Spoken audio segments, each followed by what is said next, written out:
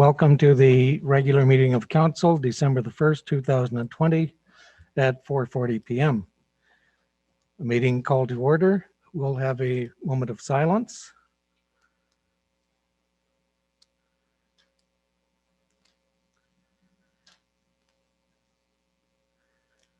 Thank you.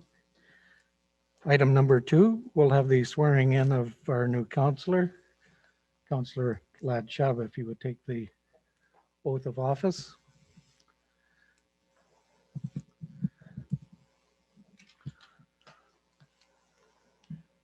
I, Lad Shaba, having been elected or appointed to the office of councillor in the municipality of Town of Kirkland Lake, do solemnly promise and declare that I will truly, faithfully, and impartially exercise this office to the best of my knowledge and ability. I have not received and will not receive any payment or reward or promise thereof for the exercise of this office in a biased, corrupt, or any improper manner. I will disclose any pecuniary interest, direct or indirect, in accordance with the Municipal Conflict of Interest. I will be faithful and bear allegiance to Her Majesty Queen Elizabeth II, and I make this solemn promise and declaration, conscientiously believing it to be true and knowing that it is of the same force and effect as if made under oath. And I sign it.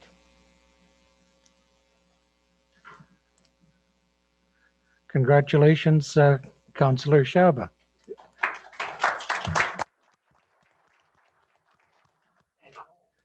Welcome to council. Item number 3, approval of the agenda. Motion moved by Casey Owen, seconded by Eugene Ivanoff. Be it resolved that the agenda for the regular meeting of council held on December 1st, 2020, beginning at 4:40 p.m. be approved as circulated to all members of council. All in favor? Approved. The motion carried, sorry. Declaration of pecuniary interest. Councillor White. Yeah, so in camera, item number 14.3, request to purchase Heritage North. It is an indirect, as my husband's company has now picked up a package to put a bid in. Duly noted. Councillor Owen. Yeah, I have pecuniary interest in the closed meeting, item 14.2, negotiations with CUPE. My son is the acting water foreman and is a member of the union.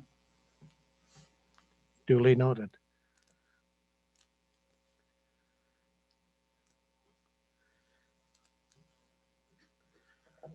Petitions. Whoops, sorry, Councillor Ivanoff.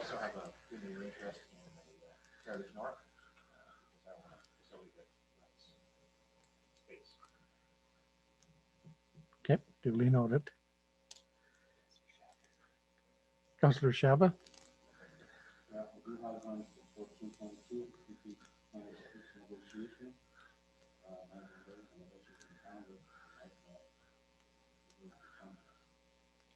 Okay, duly noted. Thank you. Petitions and delegations, item number 5, 5.1.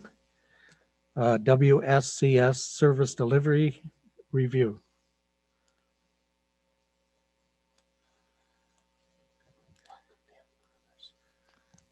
Welcome, Dan Crothers. Yes. Tammy Crothers, sorry. Yep. Thank you very much, Your Worship. I believe on the line we have our team, which is made up of Jawad Kassab, Kelly Stilling, Dave Anderson, and John Skorbahash. They've joined us as well, and they'll be providing some of the presentation to you today, Your Worship.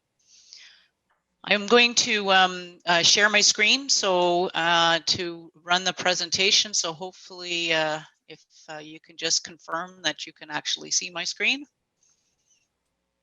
Yes. Great. Thank you so much. So thank you for allowing us to come and speak with you today. We are going to cover the Kirkland Lake service delivery reviews that cover 4 key areas. starting with information technology and proceeding to look at facilities as well as the Museum of Northern History, and then finally winter control and fleet management.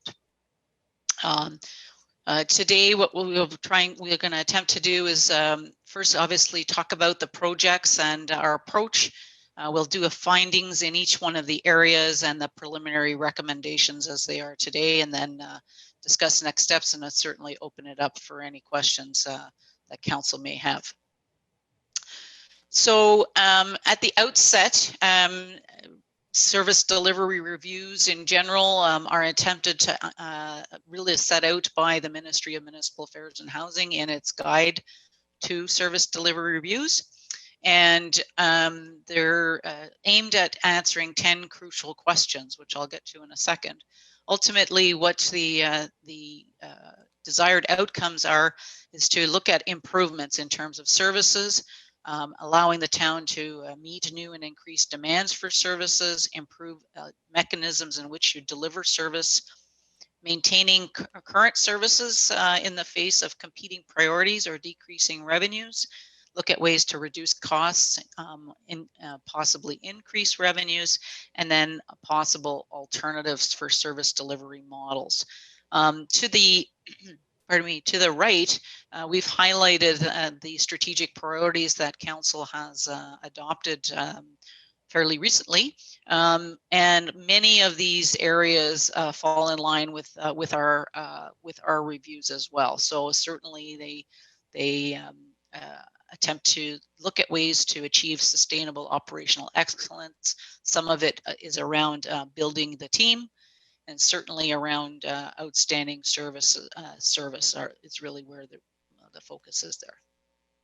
So the 10 crucial questions that we asked in these 4 reviews is whether or not the town needs to be in the business. And so that's the determination between mandatory and discretionary services. Some are regulated, others are more discretionary in nature and a choice of the municipality based on what the citizens expect of the service. We also look at, from that expectation, how the current performance compares with what those expectations are. We also look at the types of activities that the town undertakes to try to achieve its desired results, and to see if they make logical sense and will push you in the direction of your goals. We also look at how the demand for service is being managed. This is a workload piece. And so having understanding of what that service demand is key, and how managers are managing the ability for that, or that workload. On a very important note, and of course is becoming more and more important, is looking at the town's assets and the ability for those assets to meet service. Every service that a municipality delivers depends on good assets. So assets being in good repair and able to deliver on service.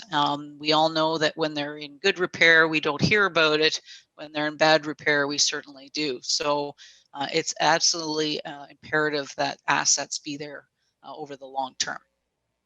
When looking at the services, we also want to determine, are there benefits or outcomes that could be increased based on a variety of approaches, and whether it be at a lower cost or be at a same cost and increased benefits.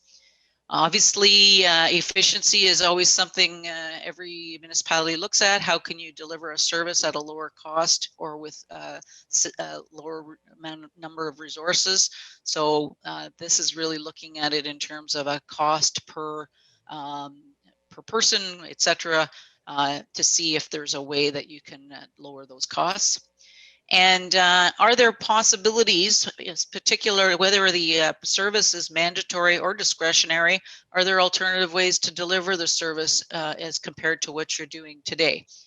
And finally, but certainly not unimportant, is any change that we may recommend or the town undertakes, how can it be best managed, implemented, and communicated? Certainly a lot of any change has a lot to do with people. and anything that has to be managed in order to be successful. So service delivery reviews is really, to me, an equation, a function of 6 things: finding improved services and outcomes and looking at customer focus. Customers are both internal and external.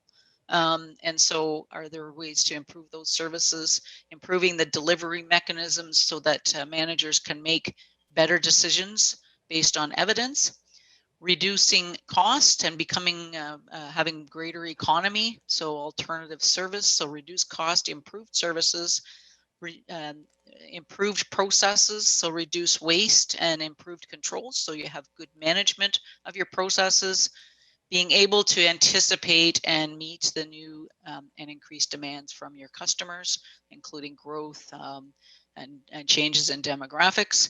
And certainly finally, in terms of finding ways to increase revenues, particularly non-tax revenue sources, that'll help you to become more fiscally sustainable.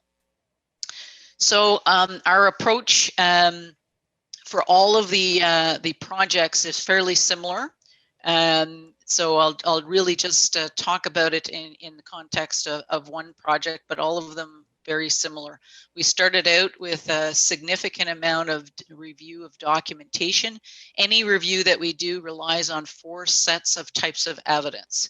1 is documents, 2 is observation. Unfortunately, we were only able to observe for a very short period of time. COVID certainly impacted our typical approach to these services, but we did do an on-site review of most of your facilities.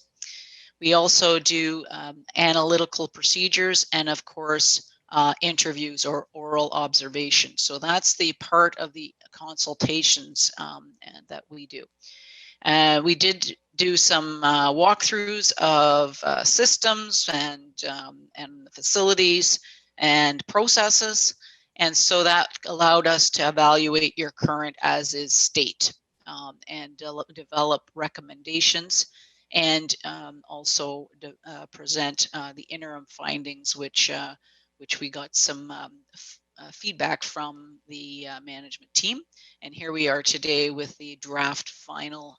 And the intention here today is to get feedback from council and identify any areas that need to be additionally looked at. And of course, there'll be a variety of things that will come out of that, including an IT master plan.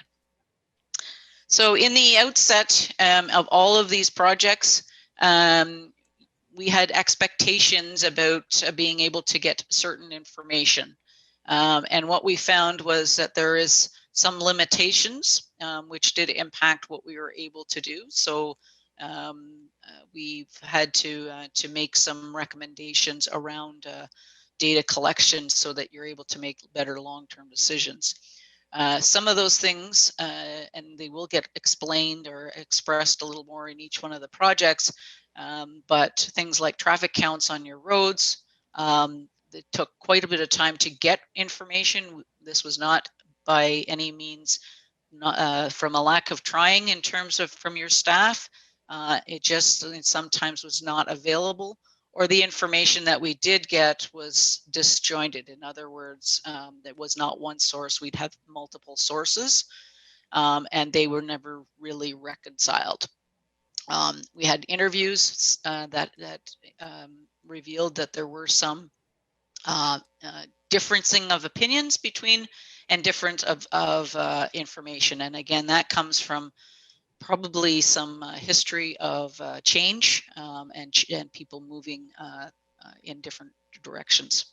A lot of the information that Kirkland Lake currently has is paper-based. There is a limited amount of information in corporate databases, and it's any additional information that we would have requested would have required a significant amount of manual labor that really just did not have the time to do in this period of time.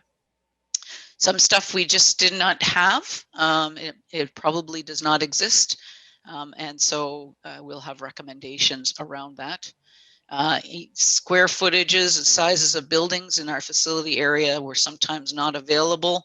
and as well as some age and service dates that seem to be missing or contradictory. Condition of assets, we have some, but we don't have any definitive in terms of equipment. Some buildings had some assessments done, and so that did create a bit of a challenge for us moving forward.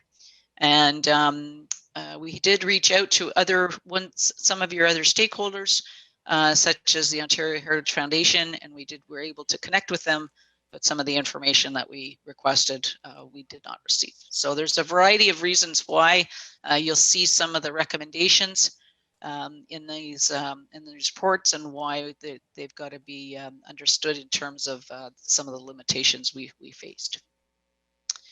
So we're going to start with IT. I do have, as I said, we have Kelly Stilling on the line in case there's any technical questions. He's our technical guru, but I'll present it, and if there's anything in particular, we can defer to Kelly's questions. So in terms of IT, what we were asked to do was to come up with a strategy for the town for the next period of time. And it's a key tool for the town's success. In today's world, you can do almost nothing without technology. And if you are, it will not be an easy thing to do. So our questions are, are you doing the right things? Are you making the right investments? Do you have an environment that's going to be properly managed and secure? Are you cost effective in terms of the decisions? What are your future needs? And we looked at your strategic plan in determining that. And is your technological environment equipped for the future, for current and future business needs? A little bit about the IT services. It is part of the Corporate Services Department. You have an IT coordinator, I believe, MIS coordinator that is responsible within the town. And then the network is managed by the Kirkland Lake District Hospital through an outsourced agreement. Fairly over the period of time, you've done a lot of investments in IT. A variety of areas. So a total of $1 million that are in recent sort of last 10, 15 years. You do have a bunch that are at the end of its useful life. In other words, aging infrastructure that needs to be looked at in the period of 5 years. Typically, IT strategies are not longer than 5 years because we can't anticipate what will happen. And the useful life of most technologies, that's the maximum that you can get out of technology today. A quote from the 2020 budget, it was recognized that you had some workstations that were 12 workstations that certainly had past their useful life. In today's world, 3 to 5 years is about all you can expect to get out of a workstation. It might still turn on, but the challenge is that as they age, there's security issues, but also speed and time and being able to handle new software. And so we've all seen the swirling circle that occurs when we're waiting. Well, the older the machine you have, certainly that'll have an impact. So this was definitely seen as an issue, and that's good that it's starting to be addressed. In terms of your software, you have some good software. The municipality is a bit behind in many aspects as compared to the municipal sector and best practice. Some of the areas that we'll highlight today is around the integration with your financial system. There's some benefits to moving in that direction, and there's some areas that are gaps. In terms of cell phones, and the reason we focus on this is that we're going to make some recommendations around mobile technology to get technology in the hands of the people so that they can do their work at the time, as opposed to having to come back to the office and having access to the information they need in the field. And so as time has gone on, smartphone technology has certainly changed. They're more like computers than they are a phone. And so there'll be some recommendations around some investment. Your KDH contract from 2014 provides for your ongoing network and server monitoring, and a fairly reasonable cost in terms of the services that are provided. So in the range about $40,000 a year. Some of the indicators that we want to highlight. You have one IT coordinator who had never been really collecting her tickets and monitoring the work. And so that was embarked on this year, and in a period just from July to October, the number of tickets was really quite astounding. And what was interesting, and this is a Pareto chart to show you that the most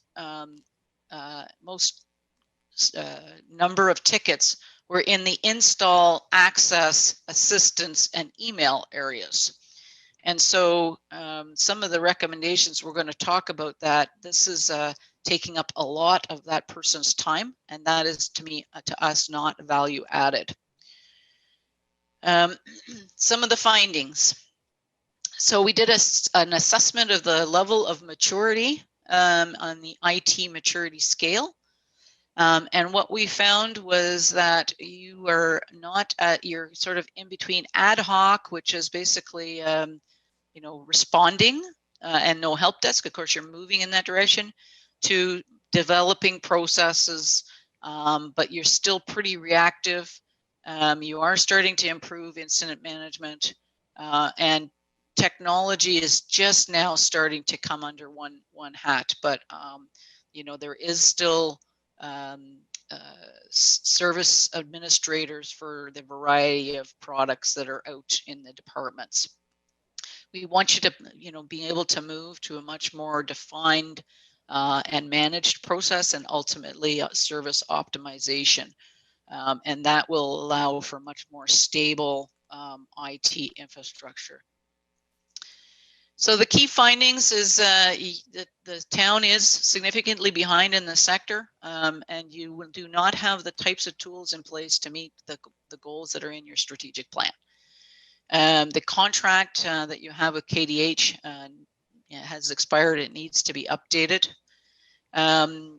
Tracking of tickets is a good step, but it also illustrates challenges with resources and backup.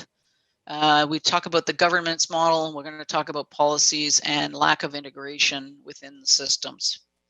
So first and foremost, the solutions are significantly behind. Particularly, there are some areas that don't have software at all at Public Works in terms of work management, asset management. The museum software is out of date, but also it's non-existent in terms of being able to handle transactions. And there's no work management system for facilities or fleet. Everything is paper-based and very challenging to manage. So we are recommending that the town look at procuring a work asset fleet management budget software. One being a fleet asset and work management software. This is going to be discussed a little more with the in the work winter control and fleet assessment. But next year in 2021, every municipality in Ontario is required to have an asset management plan in place for its core assets, meaning linear assets, roads, bridges, and underground. And that will also require life cycle costing of those assets. And there is no way with your current systems that you would be able to capture those costs. And then there's a financial requirement to be able to determine the current level of service and finance those levels of service. By 2023, all assets must be part of that asset management plan. So that includes fleet and your facilities. But really, this is just good practice so that you can make the decisions based on evidence, which we were not able to do. We're also suggesting you look at a budget software. Your financial system is what we call middle of the road in terms of the sector. There are not a lot of options out there. We're not going to suggest that you change your financial system, but rather look to integrate with all of your systems, including ActiveNet, which is the software you use at the recreation facility for booking and programming, your Fire Pro system at fire management system. And one of the biggest gaps, though, with VATM is that it does not have a good budget and reporting module, and therefore your management does not have access to good reporting. And of course, moving to long-term financial plans and multi-year budgets requires some additional focus. And so we are suggesting that you look at a budget software. These integrate with VATM already, and they're already in the marketplace. Key findings in terms of your contract with KDH, it has expired. There are hours left on the table that there's an opportunity that you could be utilizing. We understand that this contract is under negotiation at the moment, and we suggest that it include service level agreements. So in other words, a level that's going to be responded to, and specific assigned resources with specific skill sets. That is very of utmost important that get undertaken in the near future.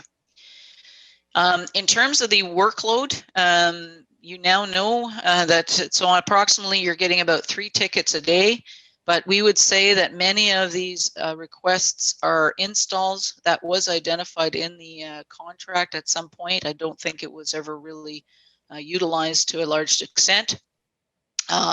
And then there is a risk with having only one staff member. You don't have backup should that person not be available.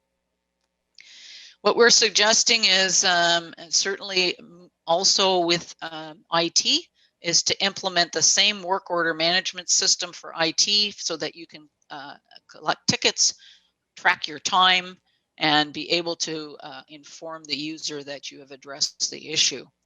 Secondly is to look at an outsourcing approach for new hardware.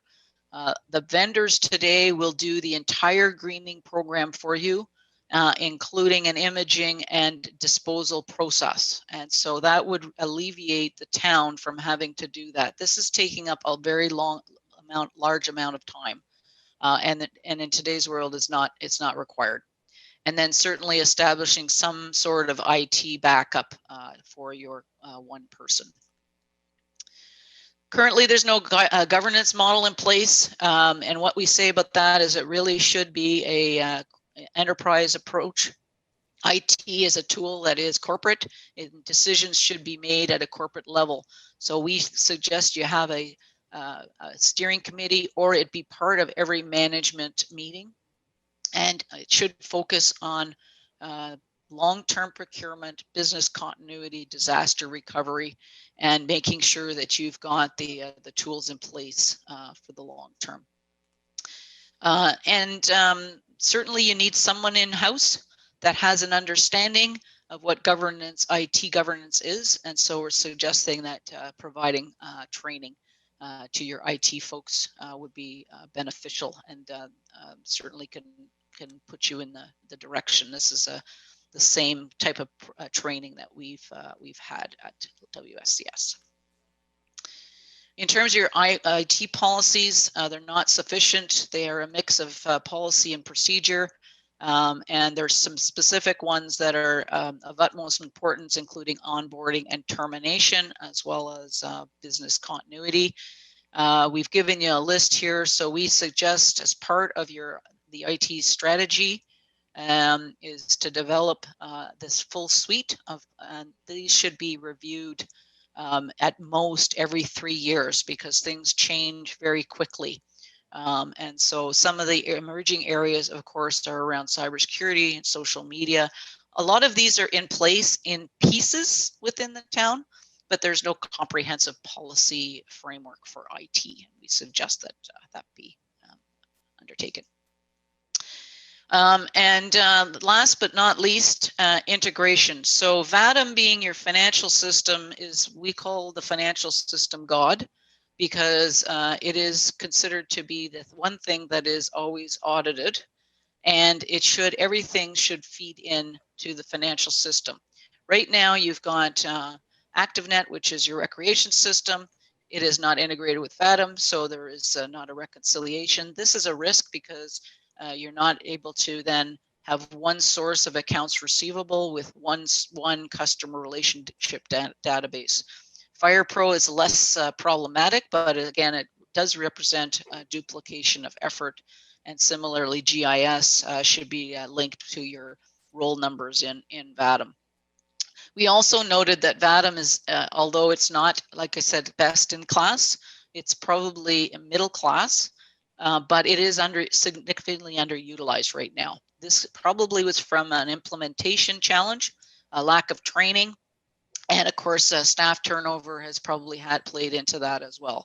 So we do recommend that you do re-implement many pieces of VADM and train staff. And of course, work with the vendors to integrate VADM, ActiveNet FirePro with VADM. This has been done before with many other municipalities. The other piece is to move ActiveNet to implement, I should say, ActiveNet at the museum as well. The things that the museum need in terms of point of sale and bookings is all the same as required in recreation. And so there's no need to go out and buy another product, but rather deploy ActiveNet to the museum. So that's the summary. Basically, there's an investment requirement, certainly contracting, looking at some outsourcing for hardware, a governance structure, and the strategy, including your policies, and spending some time in terms of integration so that you can get the best out of your current products and eliminate the duplication and risk. And I will stop there, Your Worship, in case there's any particular questions before we move on to the next area.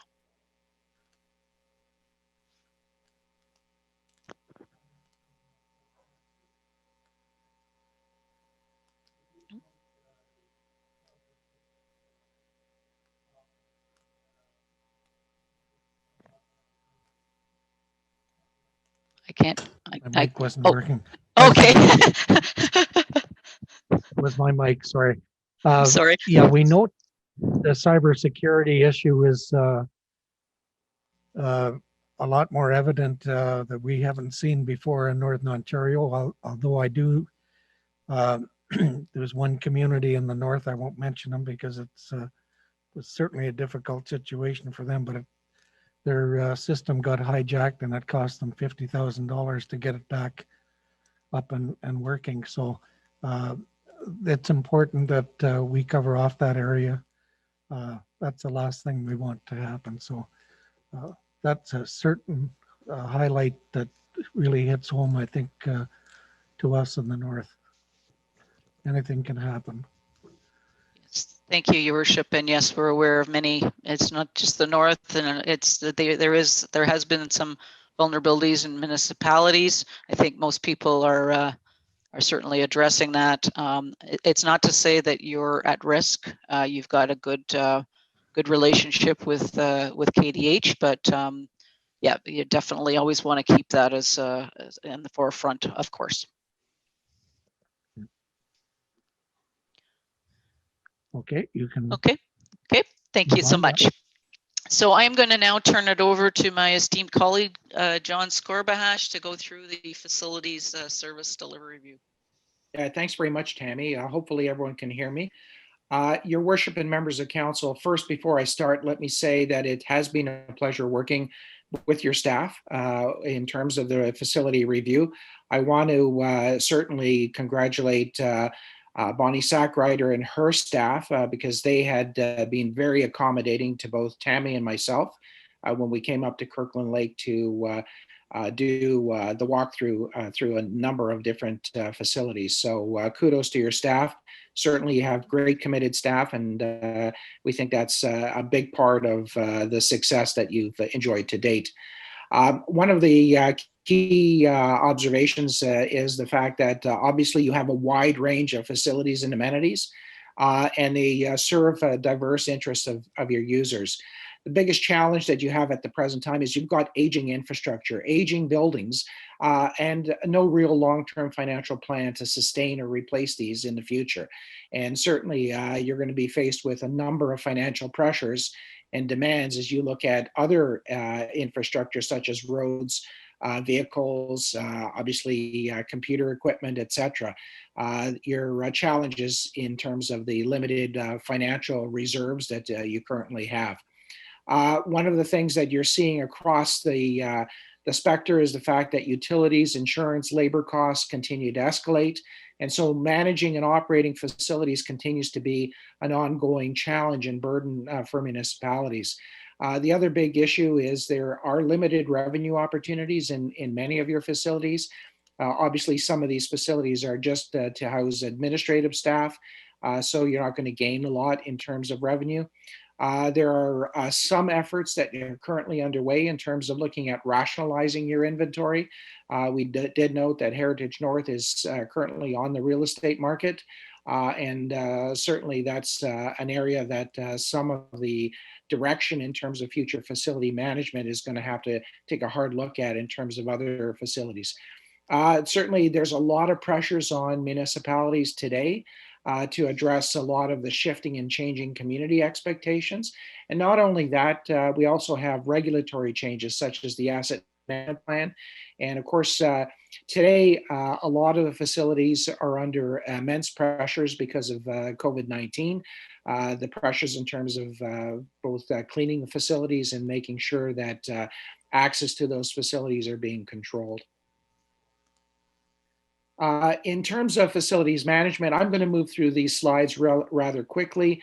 The International Organization for Standardization sets out a standard for facility management. One of the things that we're recommending throughout the course of our review is that as an organization, you should take a look at the ISO standard for facility management and start to look at some of the core principles that are embedded in the standard. And start to consider how you might be able to adopt some of these standards. Next slide, please. So just by way of background, what the ISO provides for is it provides for improved quality, productivity, and of course, financial performance. There's also a significant amount of emphasis made on sustainability and the reduction of negative environmental impacts.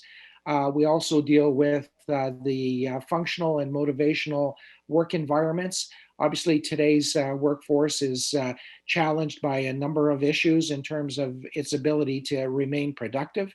So the buildings must be functional. Maintaining the regulatory compliance and safe workplaces is utmost of importance. And of course, we have life cycle performance and costs that need to be tracked. And certainly looking at the organization's identity and image in terms of the community itself is an important aspect of the quality of life that's projected in the community and the attractiveness of the community to outsiders. So as part of the facility management standards, we also have to ensure that we've got efficient delivery through the stated objectives and the demands of the organization.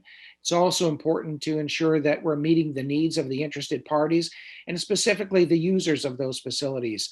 And that's an important part of facility management, is ensuring that it's not just a top-down approach, but it's also a bottom-up information flow. And in addition to that, it's important that it be sustainable. Certainly, you know, because ISO is an international standard, it's about global competitive environment. Even though we talk about global, it's also about a local competitive environment, ensuring that from the user standpoint, that in fact it's meeting those expectations as well. Some of the things that really why the facility management program is so important. It's about the changing dynamics that we see both in society as well as within the municipal sector. We have to deal with the Internet of Things. So the emergence of technology and its integration into buildings through monitoring processes, automation, is really becoming paramount for us. Obviously, in addition to that, the employee engagement component and health and wellness are critical aspects of employment responsibilities as an employer. We also know that there's an evolving IT infrastructure that can play a big role in terms of how efficient the operations can be. And certainly when it comes to sustainability and environmental impact, I don't think anyone has to tell municipal councils the importance of the sustainability model, certainly from a financial perspective, as well as the importance of the environmental issues that we have to deal with on an ongoing basis. So there are a number of important components that facility managers have to understand. Certainly, they have to understand the operational efficiencies that are part of the process. They also have to deal with productivity of the facilities and the people that work within them. They have to manage risks. And that's a huge part of what facility management is also about. And it's about managing the environmental impact. It's about promoting the tactics that are going to be financially sustainable and manage costs over the long term.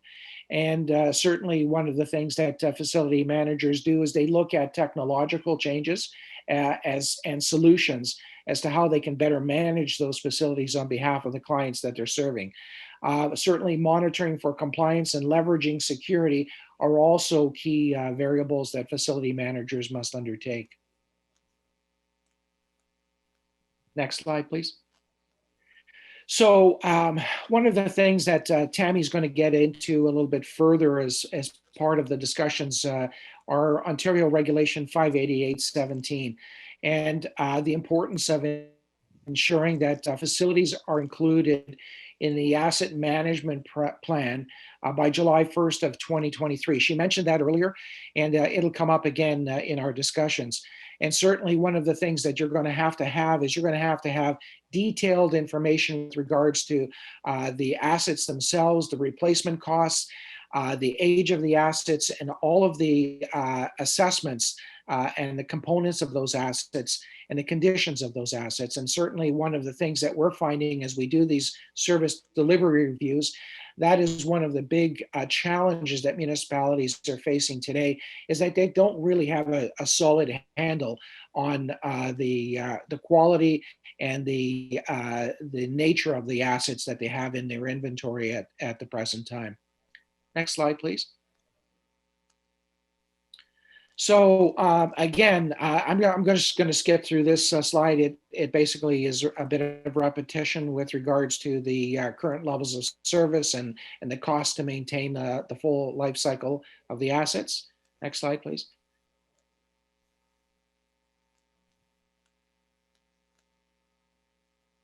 Next slide, please. Yeah, thanks. And I'm going to skip through these next few slides, Tammy. I think in fairness for council, rather than just.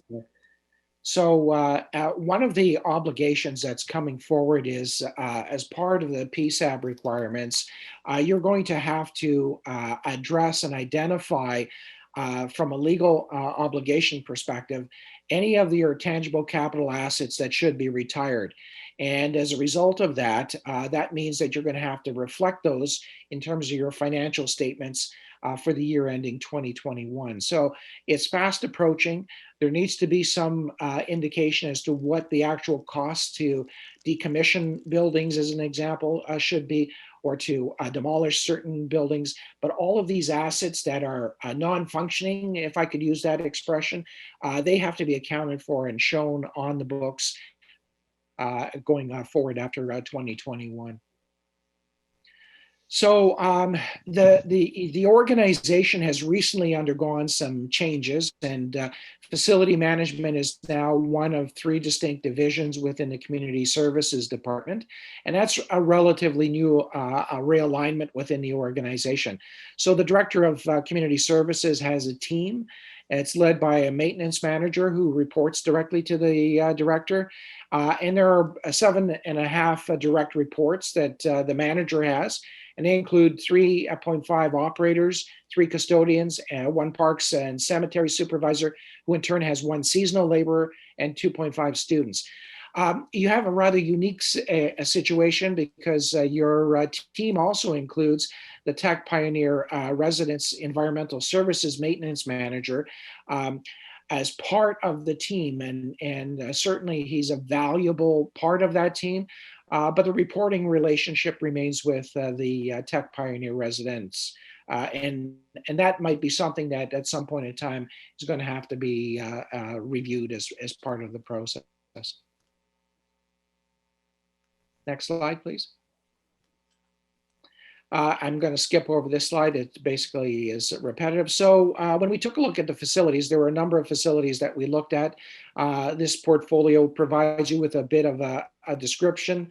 Obviously, some of the challenges you've got buildings that are circa 1924, 1930, and some of these buildings are still functioning. So as a result of that, there are some challenges that you're going to have in terms of addressing these facilities on a go-forward basis. Next slide, please. So as we visited a number of your facilities, clearly here's your municipal office where you're holding the meeting this afternoon from. Built approximately 1930. It certainly has some space limitations and probably also has certain accessibility challenges in terms of moving throughout the facility. Next slide, please. Fire station, certainly at 8 O'Mara is a challenge. It's been identified as part of your fire master plan in terms of its requirements to be replaced. The suggestion has been that you should have been provisioning for replacement over the next 5 years. And I believe that was a 2018 fire master plan. So here we are now 2 full years into it. So on a serious note, within the next 3 years, this building should actually be part of the provisions going forward for replacement. Next slide, please.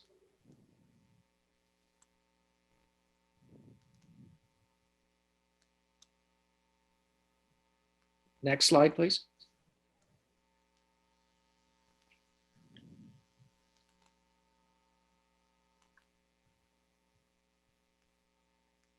Can I have the next slide, please, Tammy? Yeah, John, it's up. It's the museum's up there. Okay, my screen is frozen, so I apologize. Oh, here we go. I'm at the. It looks like I'm now. Okay, here we go. Thank you. So obviously the Museum of Northern History, although it's not your building, it's one that you have a unique relationship with the Ontario Heritage Trust. Certainly it's got a long-term lease in place. And there's a number of capital requirements that are coming forward in the next little while. We did take a tour of it just to get a better understanding of the museum file. And certainly the building does have its uniqueness, but it also has certain challenges and limitations. Next slide, please.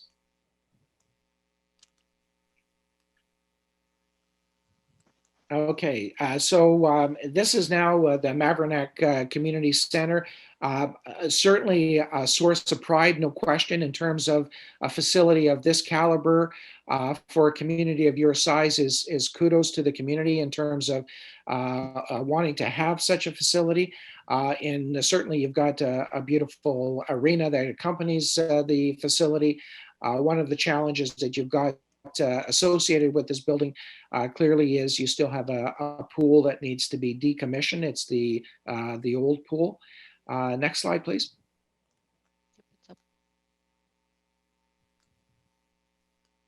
Yep, the old pool is up, John. I must have a bit of lag going on, Tammy, because I'm not seeing. Yeah, okay, there's the old pool. So obviously you have a challenge here. You're gonna have to address this. And again, one of the things that we spoke of was the fact that under the asset retirement obligations, this part of the facility is gonna have to be reflected on your financial statements going forward. Next slide.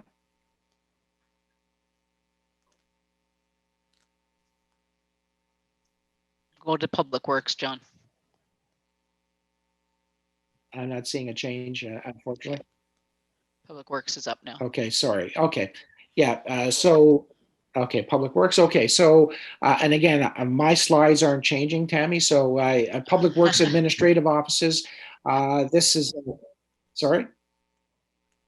Yeah, okay, so yeah, obviously you've got the Public Works environment, and again, some challenging buildings. This building, and Tammy, you can scroll through these slides and I'll just talk briefly Yeah. about them. So the Public Works environment, obviously the staff are housed in this building, the administrative offices. Then on top of that, we have some significant challenges with the storage of outdoor equipment, the old old pump house built around 1924. Of course, it's storing one of your pieces of fire apparatus at the present time because it won't fit in the existing fire hall. You've got the sand salt storage outdoors, basically on leased land at this point in time. Then on top of that, you've also got other challenges with regards to outside storage, etc. So having said all of that, certainly as a municipality, there are a number of concerns and issues that we've identified as part of the limitations that you've got with regards to the current facility stock. So we do have some recommendations moving forward with regards to these initiatives. We're at the airport hangar now. Okay. Yeah, okay. It hasn't come up on my screen, so I apologize for that. So again, with the airport situation, clearly the volume of air traffic has diminished over the years. You do have some private utilization, and you do have some emergency patient transfer requirements. And the airport itself, obviously you can see from the picture, the hangar itself does not have a screen that comes down or a door that protects these planes from the elements. That hasn't been replaced in a number of years. So it's obviously indicative of the challenges that you're facing in terms of the lack of financial investment in some of your assets at the present time. Library. Okay, thanks. So we didn't get a chance to get inside the library, but one of the things that you're going to see is that there are some recommendations pertaining to the library when we get into the museum discussion. There certainly are some opportunities that we believe between the library and the museum that certain types of services might be able to transition rather well into the library environment. John, do you want me to do Next the slide. John, do you want me to do the financial Yes, condition yeah. indicators? Okay. Okay. Yeah, you may have to take over the rest because I'm really Yeah. lagging behind. Okay. Okay. Sorry about that. That's okay. So we did some an assessment of your condition and financial environment around facilities. You'll see that we're 2020 year to date. It would have been about I guess the beginning of October-ish. You are seeing increases in costs in your operating expenses. That is an indicator that the facilities are starting to cost you more and more money every year. And so therefore, that's an important thing to look at. This next slide is showing the different types. So at the top, your wages are again, they were creeping up there a little bit in 2019. And utilities are always an area to be looking at to manage. So an energy efficiency study is likely in order for your facilities. Some of the indicators, so if we look at the profile, facility management, as John mentioned, is handled by a team, but a very small team, and a diverse in terms of where they're located. So we would suggest that most of their time is spent in this top function around operations and maintenance. And as well, I should say some capital planning. Actually, you have some very unique employees that we have very rarely seen in a municipality that have skill sets that are second to none. So you're very fortunate to have them. But I guess what the caveat is that they are rare, and so you have to think about that in terms of long term. But they should be much more involved in capital planning and long-term planning and integration with the strategic plan, looking at who's going to oversee the business management side, and certainly with the new alignment that might help. But again, that's an area of specific expertise. Custodial services, just meeting day to day, but now it's a COVID challenge, and then having the ability to manage risk. And so some of these are areas that have yet to been really fleshed out and assigned to your team. So what really needs to happen is just look at the organization and align that with what you're trying to achieve strategically, and address some of the current and future facility requirements, preparing and maintaining documentation of the costs, so that you can actually understand truly how much time is being spent at each facility. That's not currently happening. It's more of an allocated amount as opposed to a direct amount, because there's no current work order system. Looking at long-term and identifying when to make decisions around facilities should be part of a regular performance assessment around these facilities.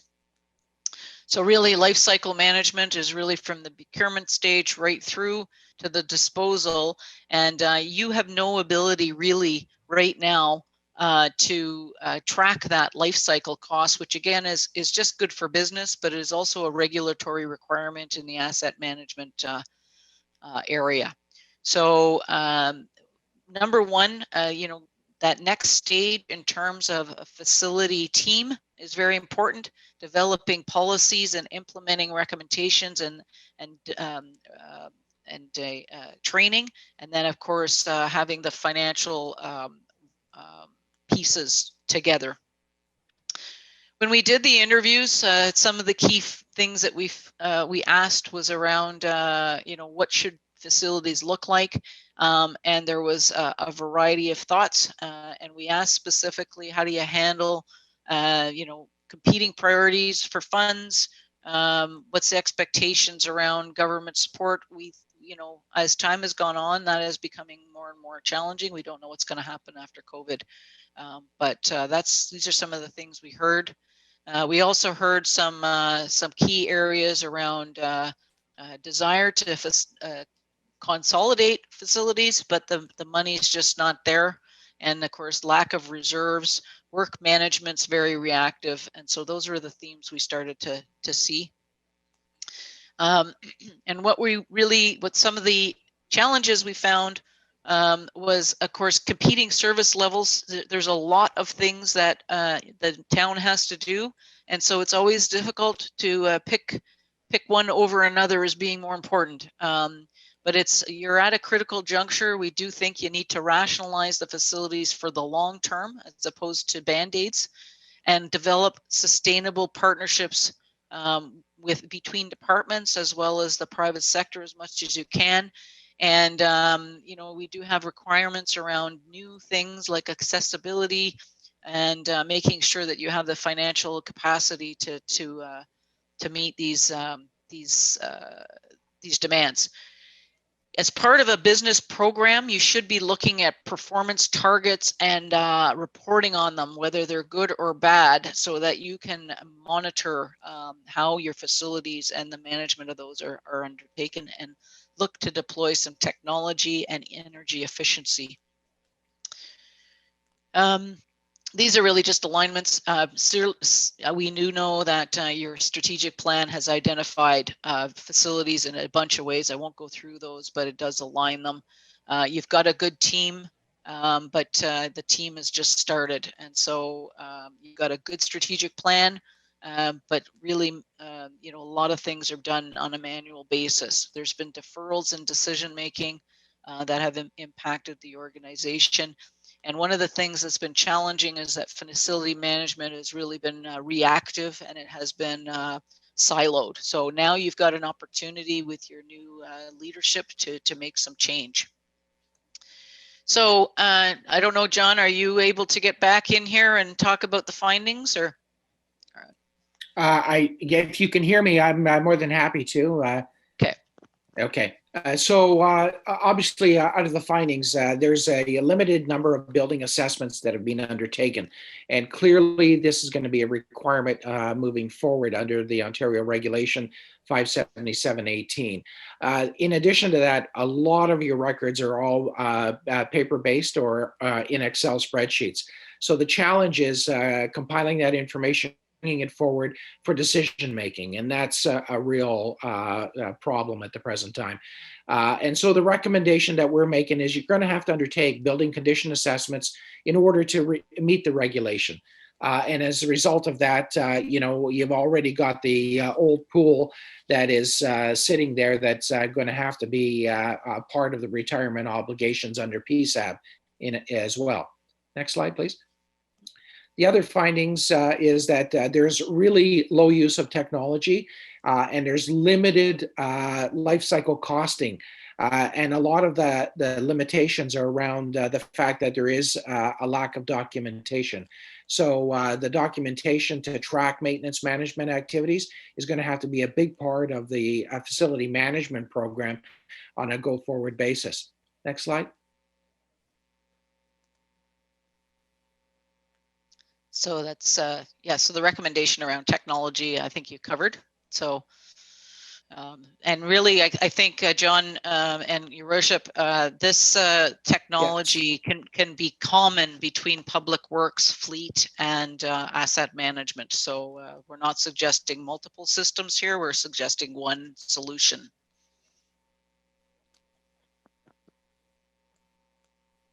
Okay. So Tammy, if I may ask, Tammy? Yes, John? of course. So you're saying the asset management plan can incorporate the facilities management plan as well, all under one plan? Yes, actually, as of no, well, they've got different elements in terms of, how you would do condition assessments and those kinds of things. But at the end of the day, in 2023, it is supposed to be an integrated plan of all assets, including equipment and linear assets. So there's not a requirement to have the facilities and the equipment in 2021, but it is a requirement in 2023. And the reason that it's supposed to be integrated among all of the assets is there's an expectation that municipalities will look at all their assets in total to make decisions across the board. What we're finding, actually, not dissimilar to the town, is a lot of times the linear assets, roads, bridges, and underground, are in better shape than facilities. And so, it's not always, it's about making decisions that are good for the entire town, not just one department. So. Thank you. You're welcome. So, John, we're on facilities management team now. Yeah, so I apologize, Tammy, but my internet is going in and out. So okay. As far as the team's concerned, obviously they're relatively new at this point in time.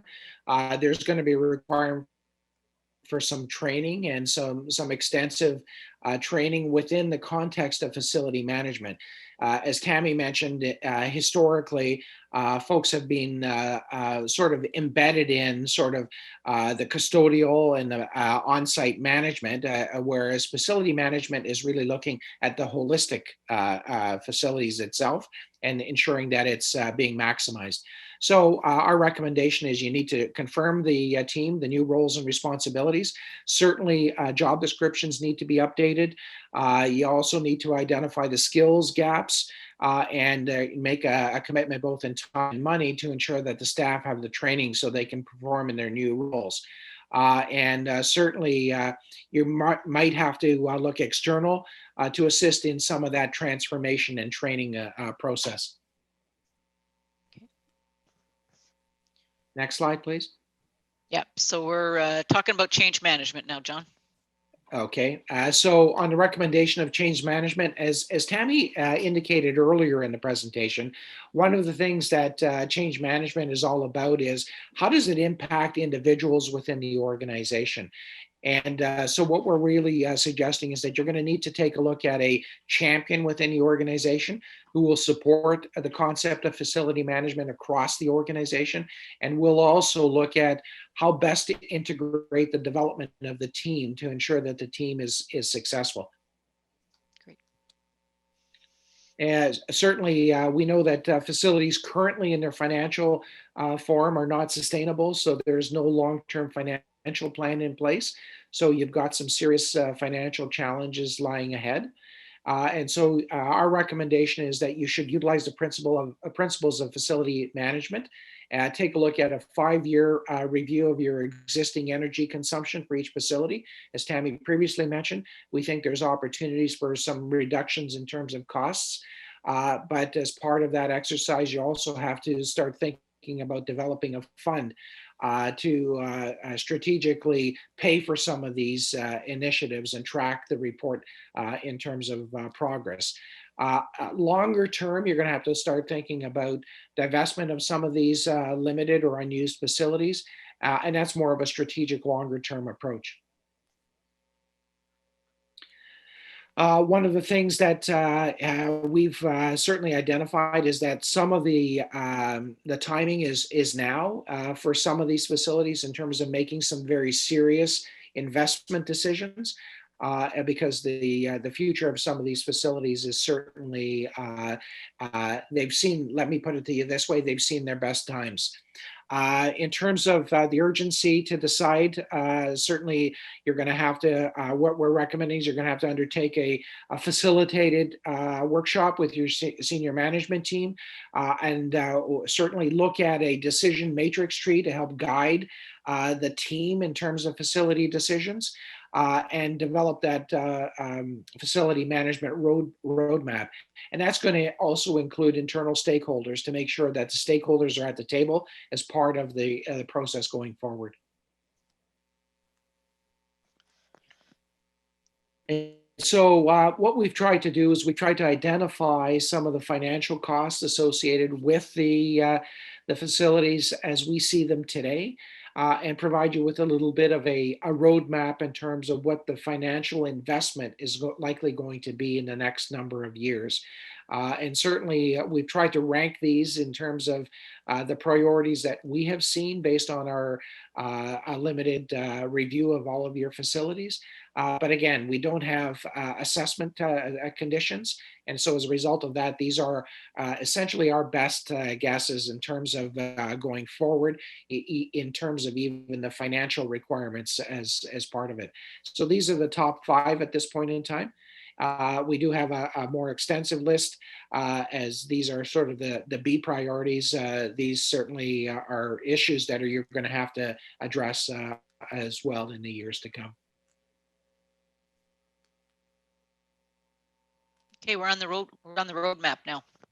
Okay, so in terms of what some of these next steps are going to look like, obviously I think I've beat this one a number of times in terms of conducting the assessments, the condition assessments, and that's a requirement that you're going to have to do in terms of the Ontario regs. developing a facility management capacity and ensuring that the manager has full responsibility for oversight of the facilities. Certainly looking at how you rationalize your investments. You're going to have to look at how consolidation may work in terms of cost avoidance. And certainly we're going to get into the question about the museum in terms of other long-term obligations in the coming presentation. And it's about how you're going to develop that financial strategy. And it certainly is likely going to require some debt financing on the part of the municipality as you go forward. Thank you, John. Your worship, I'll just pause and open it up for any questions from yourself or council. Councillors?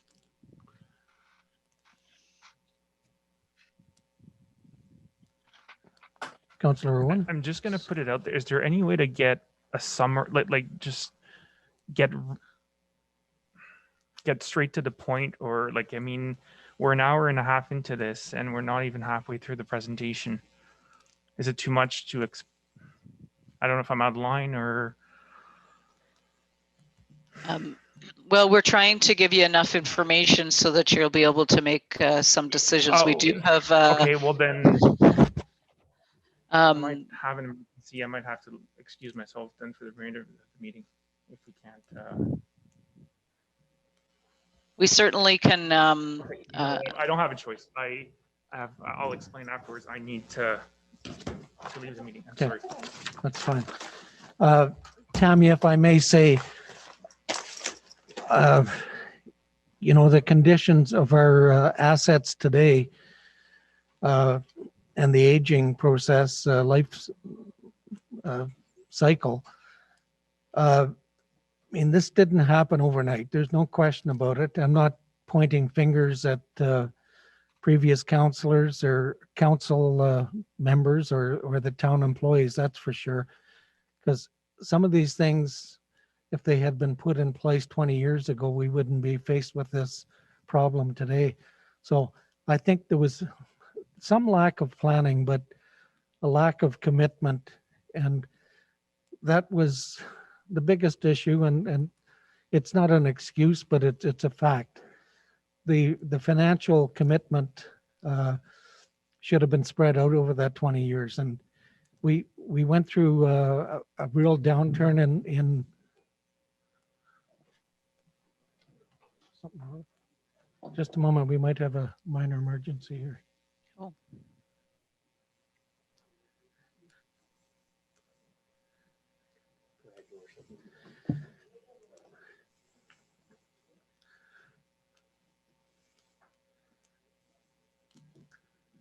Oh my goodness. So where I was going at, this is what you've identified in this area. Certainly, we accept that. This council is committed to making long-term decisions and financial commitments to get this done. It should have been done a long time ago. We, as I mentioned, our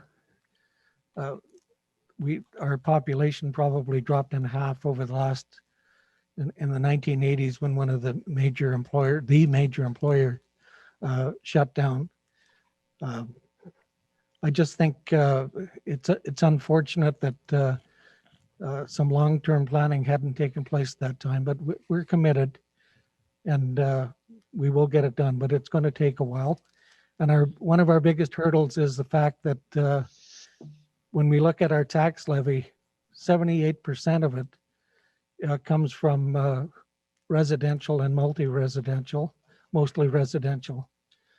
So we have 23% coming from commercial, industrial. That leaves a heavy burden on the homeowners. So somehow we've got to try and attract more commercial, industrial businesses and work smarter with our tax dollars, that's for sure, and make that commitment for the long term, especially from a reserve standpoint. It hasn't been done in 20 years. So I think you hit the nail on the head, and we're committed to do something about that. So thank you. Thank you, Your Worship. And I Council- will tell you that other municipalities find themselves in the same boat. So it's a, Yeah, It's it's not an challenging. excuse. I agree. Councillor Owens. Yeah, my comments are more for the ratepayers of Kirkland Lake. We had councils in here that for 10 years decided to have a zero tax rate increase. When they knew or should have known a lot of the problems that have come out in this report, because everybody sitting at this council table knew about the fire station, knew about the Works Department garage. This is not new information. And unfortunately, we are the council that has inherited a situation that was allowed to go on where rather than doing major surgery where it was needed, decisions were made to put Band-Aids on the problems. And now we've come to a time where Band-Aids won't do. And so I'm just sort of giving you a warning that since our major source of revenue is taxes, we may have to make some very unpopular decisions in order to ensure that our workplaces meet the current labor regulations and at the same time can perform the services that they need. And so I just wanted to mention that at this point so that no one will be surprised down the road when we have to replace these facilities, because we know at least two of them are on, I won't even say they're on their last legs. They're down to their knees, and we're going to have to make hard decisions. Thank you. Thank you, Councillor Owens. Any other comments? Questions? Okay, carry on, Tammy. Thank you. Or Thank you. And John? I'm sorry. Okay, so Jawad is going to take over now, and we'll try to be brief here. So we're going to talk about the Museum of Northern History. So good evening, everyone, Your Worship and members of council. It's my pleasure to have this opportunity to present to you on the museum. I'm going to ask Tammy whether we could go directly to 137, to page 137. I'd like to talk a little bit, first of all, about the wonderful asset that the museum is to the community.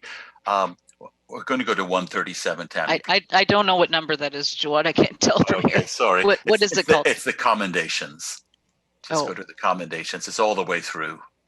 Okay. Yeah, sorry.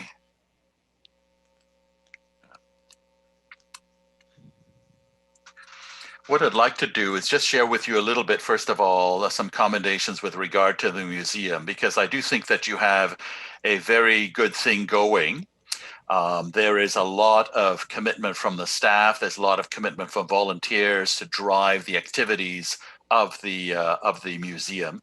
There are a number of art shows which are actually quite impressive. The idea of a cultural hub, the engagement of the arts community, the events and the exhibits, the digitization of artifacts that are taking place in Past Perfect. So all of these things really speak to me about a very dynamic and active arts community. And so I think it's really important to acknowledge that. And certainly the staff work hard to engage the community in a number of activities, bringing everybody together for events, art shows, exhibits, and so on. So I think that I really want to start with that. I commend Kirkland Lake for the museum. I know that it has challenges, and we're going to turn to those challenges at this point in time. But I wouldn't want Kirkland Lake to lose the opportunities to showcase its culture and its history. Some of the key findings and some opportunities there for Kirkland Lake. Really, the museum is not financially sustainable. I don't think this is news to anybody. You have very high capital costs. You have increasing operating expenses, and those are the result of salaries and insurance. And you have diminishing revenues. There's very low attendance really to the museum, certainly for the exhibits. You get attendance for other events and workshops and other activities. The revenues are generating $5 per household, whereas really it's costing you $62 per household. So you can see that it really is not financially sustainable. The next slide really recommends that you create a long-term sustainability plan. And that plan really has to be focused on reducing capital expenses. Your main capital expense, obviously, is that building. And we are going to strongly recommend that you look at divesting of that building, because we, at this point in time, cannot see a long-term future for the museum under the existing agreement that you have with the Ontario Heritage Trust. If you're able to renegotiate something and reduce those capital expenses, that's great. But if you're not able to reduce substantially those capital expenses, you really should move out of that building. There are opportunities to reduce operating costs and increase revenues. Really, if you create revenue targets, you look at staff rationalization. There are opportunities there that we think you can create a more viable museum for the longer term. The next finding is really around systems, and we pointed this out earlier. Your systems are outdated at the museum. You need to really implement ActiveNet.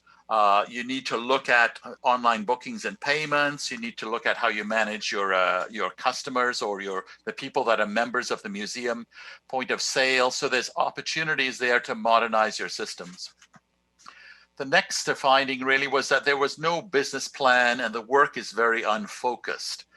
So really, the museum is meant to showcase the history, the artifacts, to educate the community, but it has a number of activities going on there. You have art shows, you have afternoon teas, you have Christmas events, you have concerts, so it's actually very unfocused, and it leads to an underperformance of the museum and as we see it.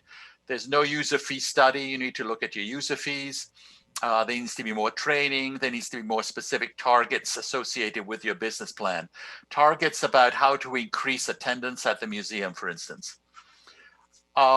The multi-year business plan has to have SMART objectives.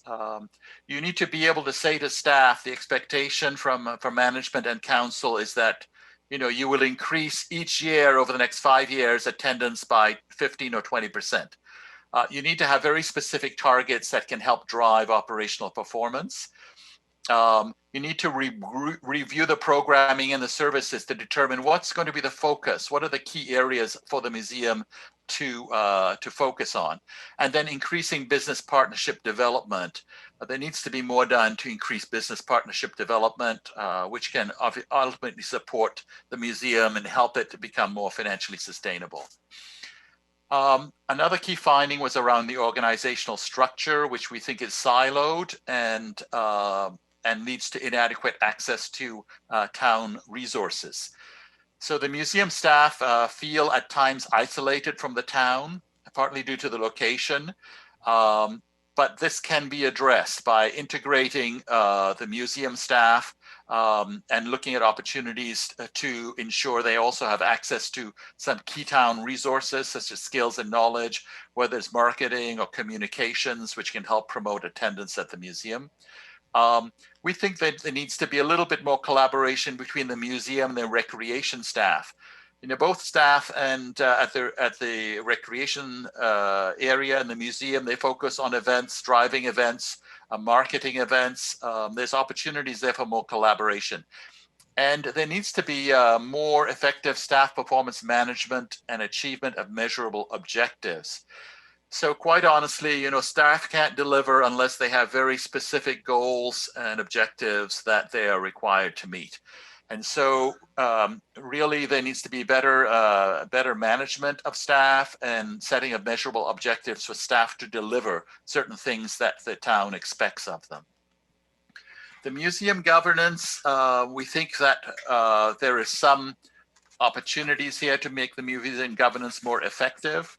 And we think that you need to clarify the roles and responsibilities between the advisory committee and the auxiliary.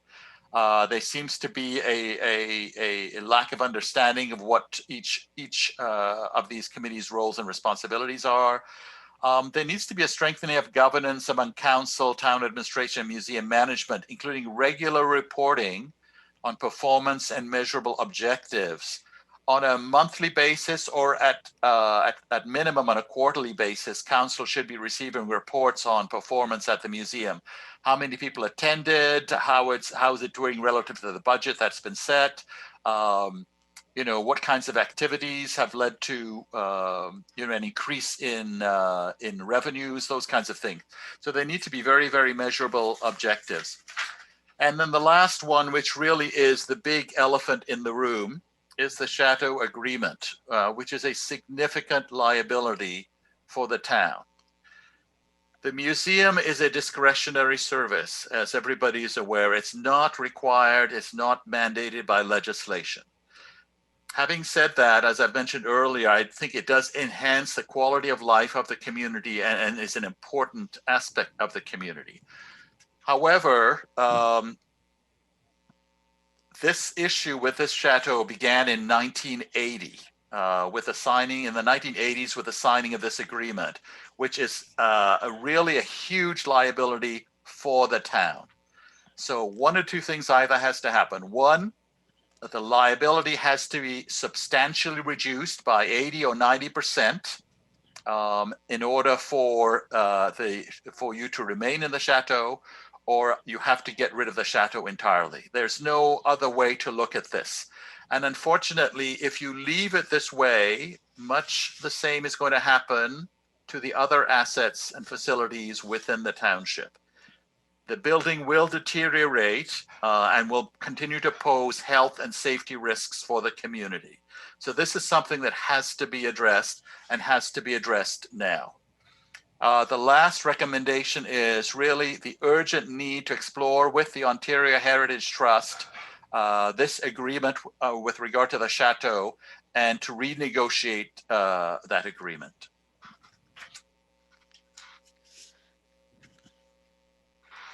So we'll pause, Your Worship, for any questions, comments. Councillor Owens.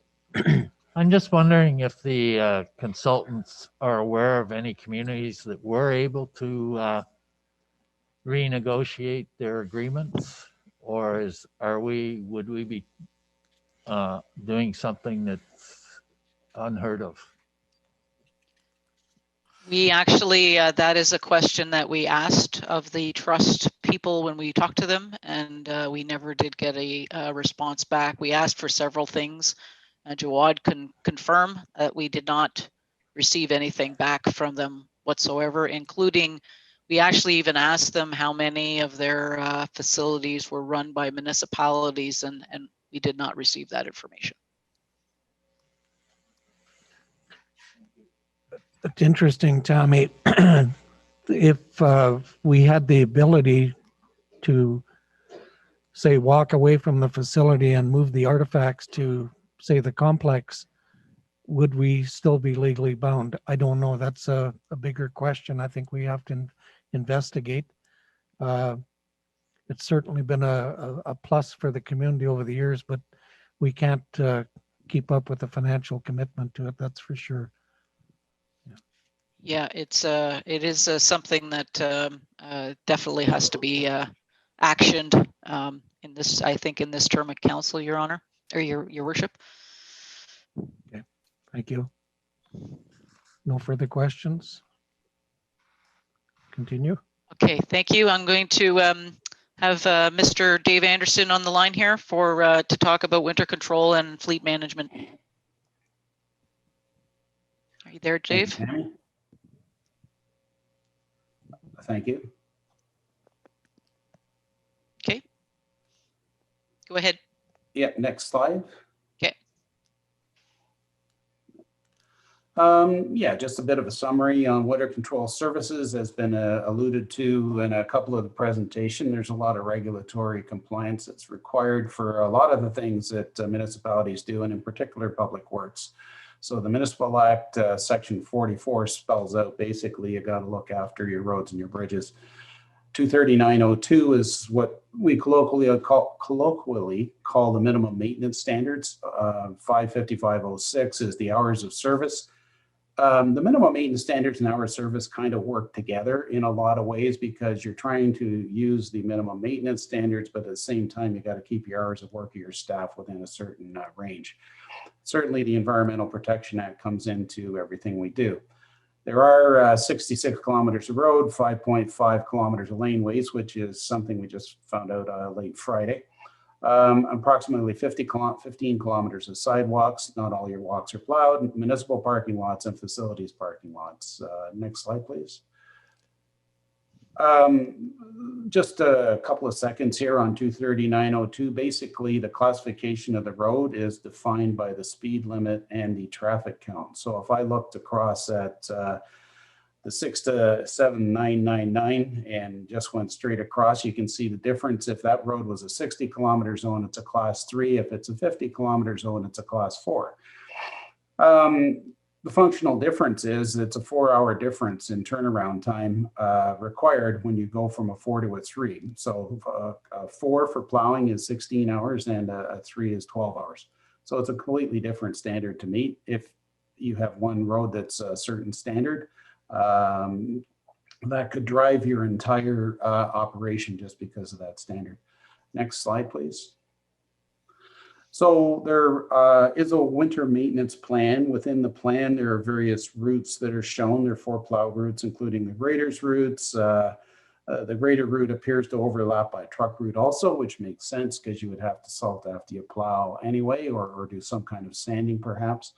And salting doesn't apply to all roads. Sanding does not apply to all roads with each event. Some would only be sanded in adverse conditions. So there's a real mix of what goes on there. So the winter maintenance plan is a mix of policy and standard operating procedures. So policy is something council provides or direction. Standard operating procedures, how staff does the service or provides the service to meet that policy. So they should be separate. So the winter maintenance plan indicates compliance with OREG 23902 as the intent. Next slide, please.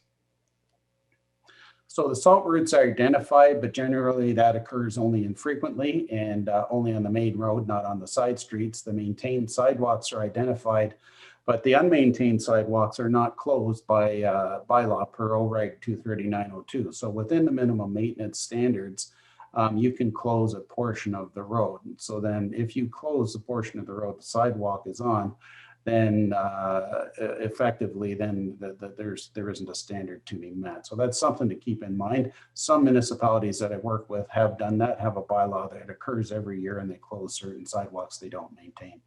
Next slide, please.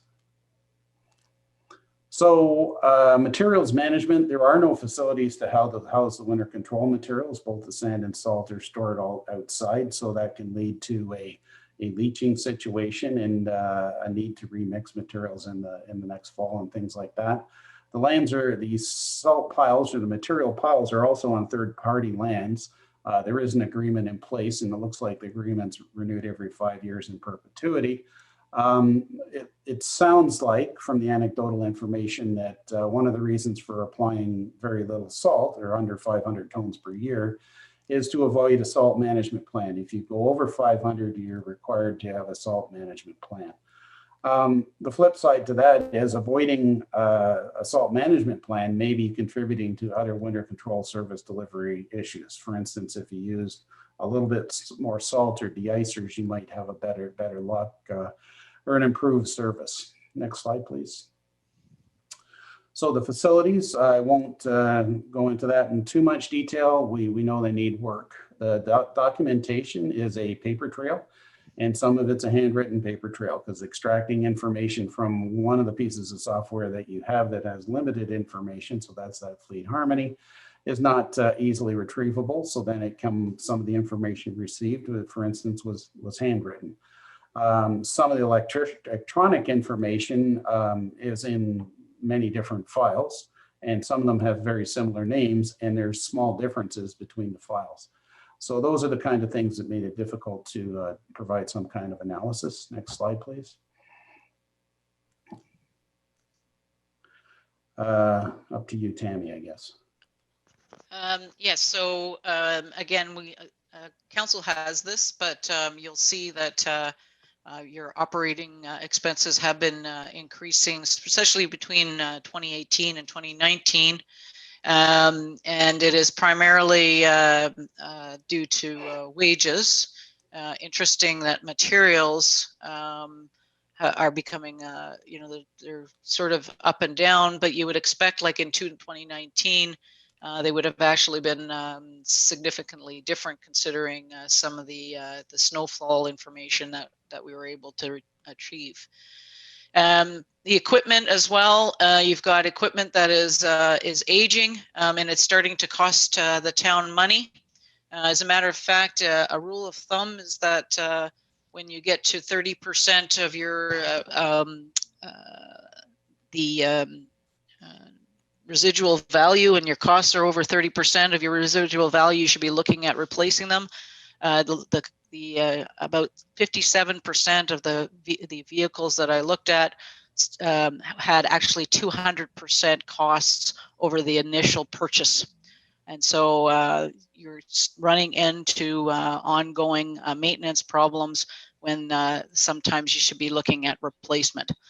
Operating costs for various groupings, we did see some significant changes, and these things certainly should be looked at on a more detailed way, and you will be able to do that if you had a good fleet management system.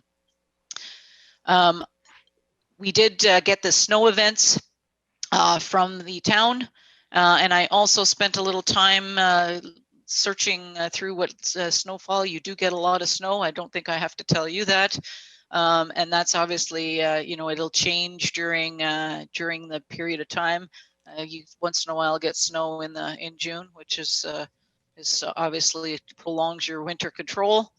I did look at your over your period of time. You had lots of snow in 2008, and it kind of declined, and then as we all know, last year was a crazy year. So you're seeing some differences from an environment perspective, and monitoring this stuff and against costs is really important. You'll see again last year was quite a large snowfall year. It does tend to be sort of February and March. If you look at Southern Ontario, the skew is a little closer to the February side of things. I'm not going to go through these. I provided to you, but we did look at some of your benchmarks neighbors in terms of some costing. And the reason we do that is that to show, to see if there is some opportunities for efficiencies. And I'll just quickly go through this. One of the things that we did look at was winter control operating costs on a per household basis is sort of around the average of your benchmarks. If you look at the cost per lane kilometer, you're sort of in the high end. What was interesting was looking at the condition of your road network in comparison. Kirkland Lake was down at 18%, being in the good to very good. So again, some of the indicators that are important. One of the things that's also important to note, so this is winter cost per lane kilometer. Temiskaming Shores, of course, has got more spread out, so that might be part of it.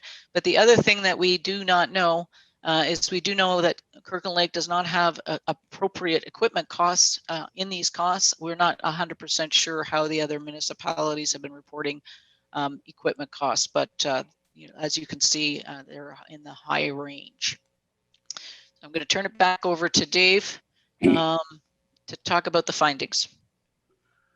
So one of the primary findings, we were to look at winter control and look at maybe equipment and fleet requirements for winter control. And the problem with doing that is that you can't look at the equipment requirements for public works in isolation and by service that's delivered. So looking at equipment that's required for winter control is different than looking at the equipment that's required for all aspects of the service delivery in the public works department. So we had to look at, you have to look at cross-service integration and the multiple issues that have to be considered, the staffing, the equipment. There was a lack of data on many levels, even something as simple as the length of the roads. We had a database that was from your study from 2013, and it showed only 189 meters, for instance, of alleys. And yet during our discussions, we kept hearing about these laneways. Well, that wasn't reflected in the database. And as it wasn't until last Friday, we found out there's 5.5 kilometers. So it was late breaking news, but that certainly potentially changes how you deliver your service. As Tammy says, there's the way equipment and the rates are dealt with is very problematic in trying to come to any real conclusion. The key findings are similar to what you've heard for other departments. Technology utilization is low. Most records are paper, Excel-based, and there's a redundancy. There isn't a work order system, an asset management system, an electronic minimum maintenance standard identification or documentation system. And it was only recently that the paper documentation for minimum maintenance standards was introduced. And the documentation was difficult to retrieve, and it did not exist. Next, Tammy. So we want to increase the technology utilization with computerized maintenance management systems, equipment management, patrols, AVL, GPS. Certainly that helps manage the business on so many levels. Mobile technological solutions help dramatically. Moving to documenting the minimum maintenance standards, and that will tie in with the AVL GPS, because then you have a way of identifying when your vehicles were delivering services, and it helps you in the event of a claim, you have a solid defense. I think training's required for the regulations that affect the department, particularly OREG 23902 and OREG 55506. Okay. Service delivery complaints are likely warranted. Just taking a look through some of the other interviews that were provided and from the anecdotal information provided in the interviews that I conducted, it sounds like there has been service delivery issues and service delivery complaints. So it's something that definitely has to be looked at. There's potential causes there with changes of leadership is one thing, but then in hand with those changes of leadership were changes of methodologies of how the service got delivered and service delivery concepts. So, and the town roads may have suffered in favor of the nice to haves over time. And I think that was alluded to during the discussion in a break there. So we've talked about the winter maintenance plan. It's not evidence-based. We'll elaborate on it. It's elaborated on in other parts of the report. And it's a mix of standards and policy and standard operating procedure that should be split. The time to complete the routes appears to be excessive for the length. If you've got 4 routes for 66 kilometers, and the anecdotal information is, again, it takes about 10 hours to complete those. That sounds like a bit of a long time. We talked about the equipment charges aren't real. There's quite a difference in the last 4 years to the rates for equipment or not the rates, but the charges against equipment. So that could be that they're better documented over the last 4 or 5 years than the earlier years. So it's difficult to make any real assessments of or true costs of what's going on. And that affects the decision about service delivery. So the organizational structure and management issues might be impacting that as well. So historically, I'm not suggesting that because it's all new players relatively. Previous decision-making may have been predicated on the quickest, lowest cost solution. There's a long-term effect or a legacy effect to those types of quick solutions, and those solutions may not have been evidence-based. So I think moving forward, evidence certainly and science certainly make good grounds for making a solid decision for delivering a service going forward. So improve service delivery by analyzing results, firstly documenting them appropriately.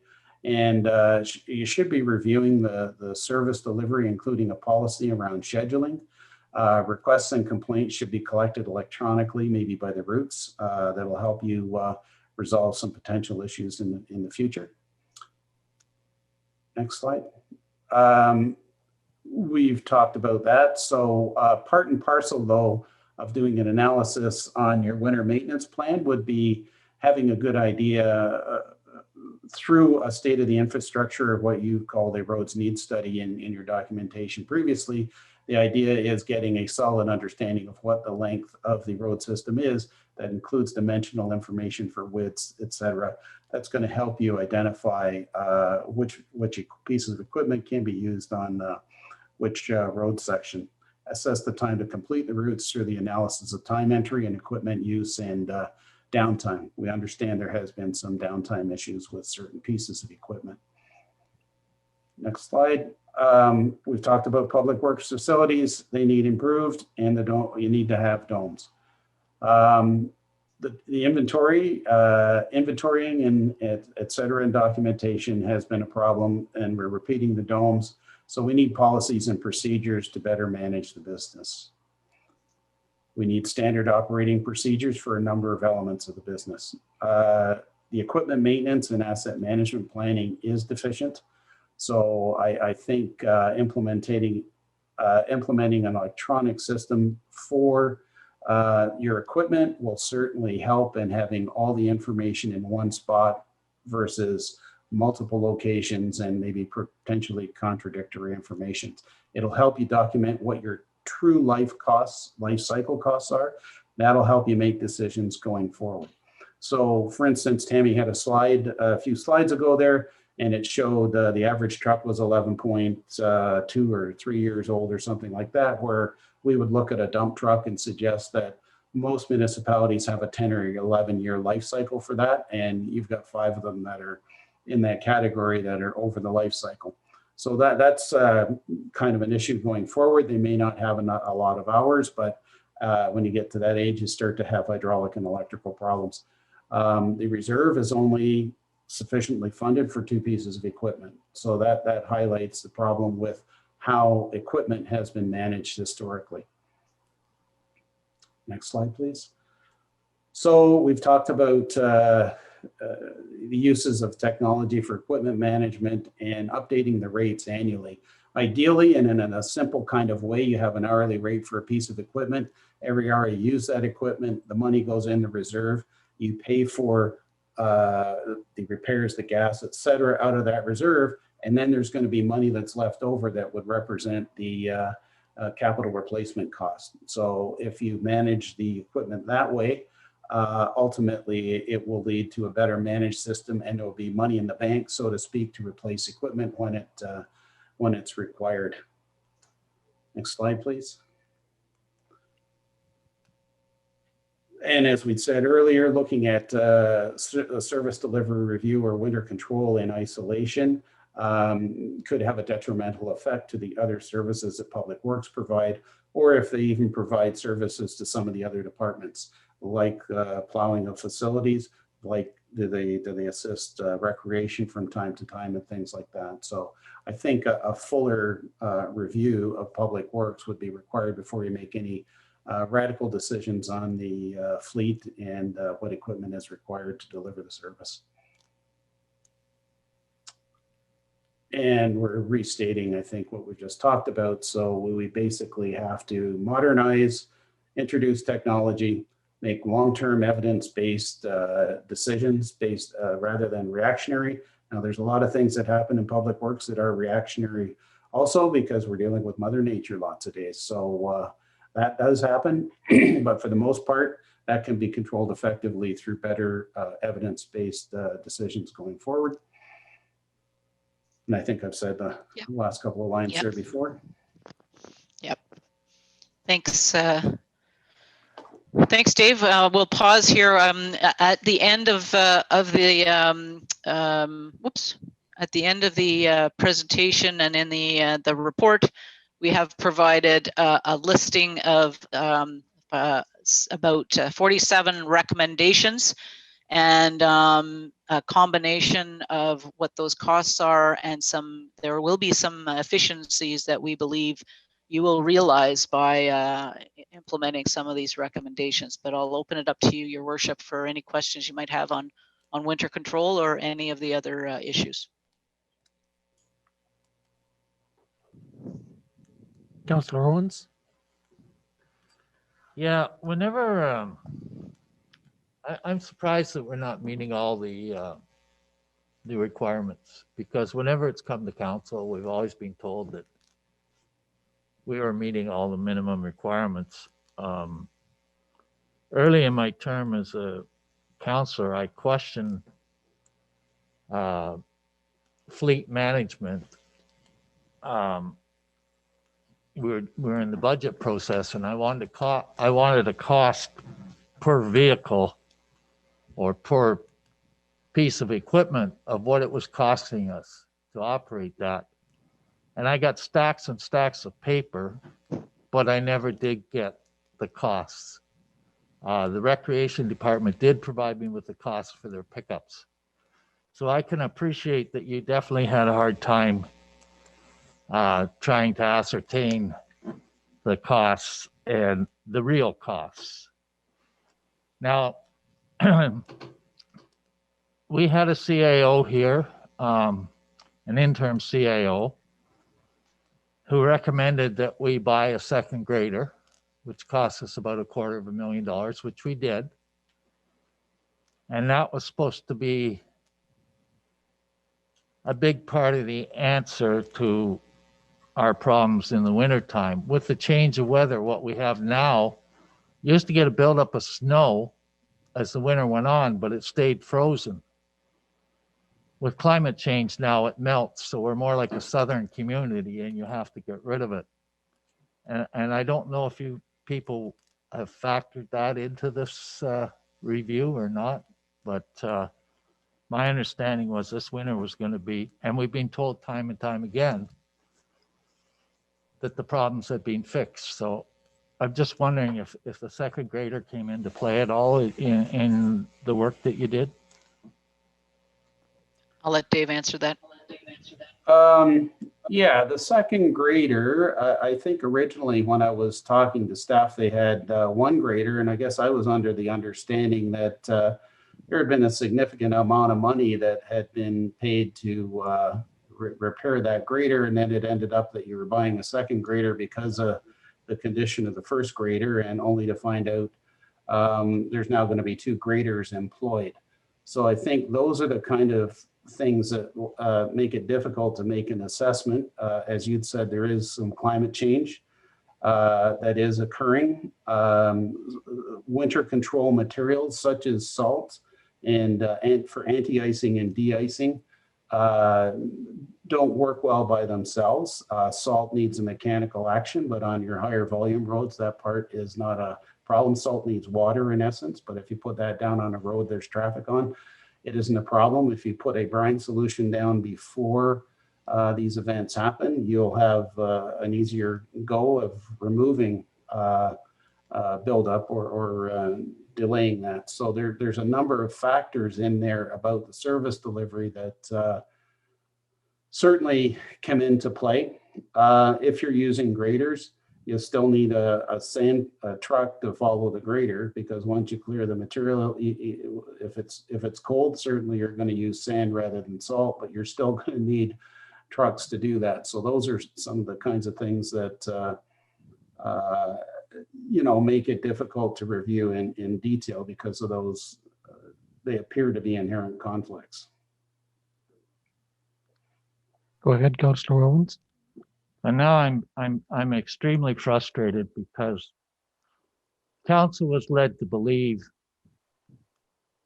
that the grader we had was functioning properly, and that we were adding a second grader to deal with this snow melt thing. And yet you were told something totally different. And so, you know, I'm frustrated because I don't know what the story is. And without proper fleet management documentation to show the repair bills,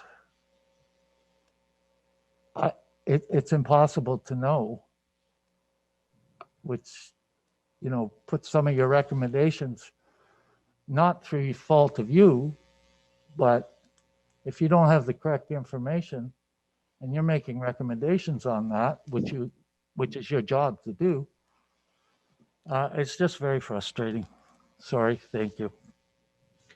Yeah, Dave, if I may comment, I think you hit the nail on the head about getting accurate data and information, not just on the fleet management, but the service records on the equipment, but also in the scheduling of snow plowing in the manner in which we did it. We did a winter maintenance program. Again, it was based on a lot of verbal input. That person did the best they can based on what information was provided to them, but we didn't have backup data to really confirm that is correct. So the plan that we had in place didn't meet the needs. We recognize that. We need to redo that plan, and that is our intention. But having a system in place, as Councillor Owen has mentioned, that has a record of servicing and the services that we send out on snow plowing would make that plan a hell of a lot easier to put together. So we definitely have some shortfalls there that we have to make up.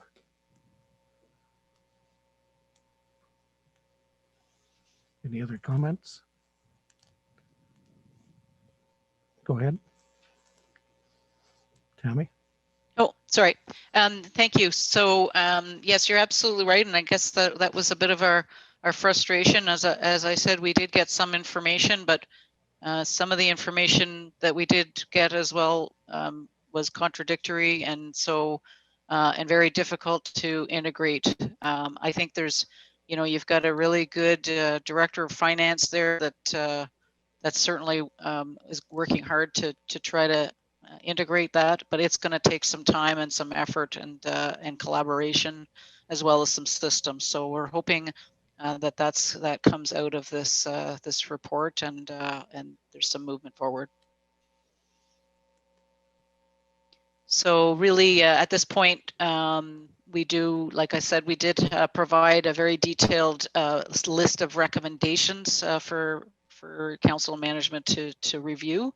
We trust that you'll be able to take that and start to schedule those pieces. But it's going to, like I said, it's going to be a fairly intense time to be able to pull those things together and prioritize them. And at this point, I don't think we have anything other than to summarize that you know, you do need to have those systems in place, and staff needs some training, and there's going to have to be you know, a lot of work done to get you there. But you know, you do have some really good staff there that want to make a change, and so we're hopeful that this is helpful. Thank you, Your Worship.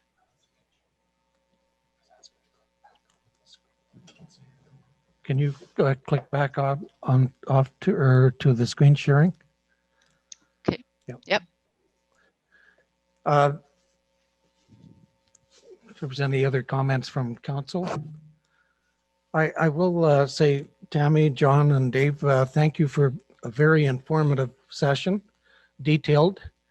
I don't think it was necessarily a wake-up call for us for the town, but it certainly hit the nail on the head as far as planning and budgeting and putting money away in reserves for the future, and so that we're not running into major dollars that we're going to have to put out over the next few years.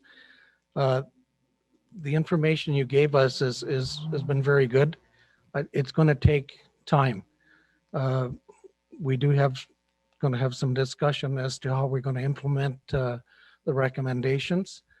But I see this as a 3 to 5 year plan that we're going to have to work on to accomplish what you've recommended. So I thank you for the presentation, and we'll keep in touch. Thank you, Your Worship. We will sign off for now. Thank you. Thank you.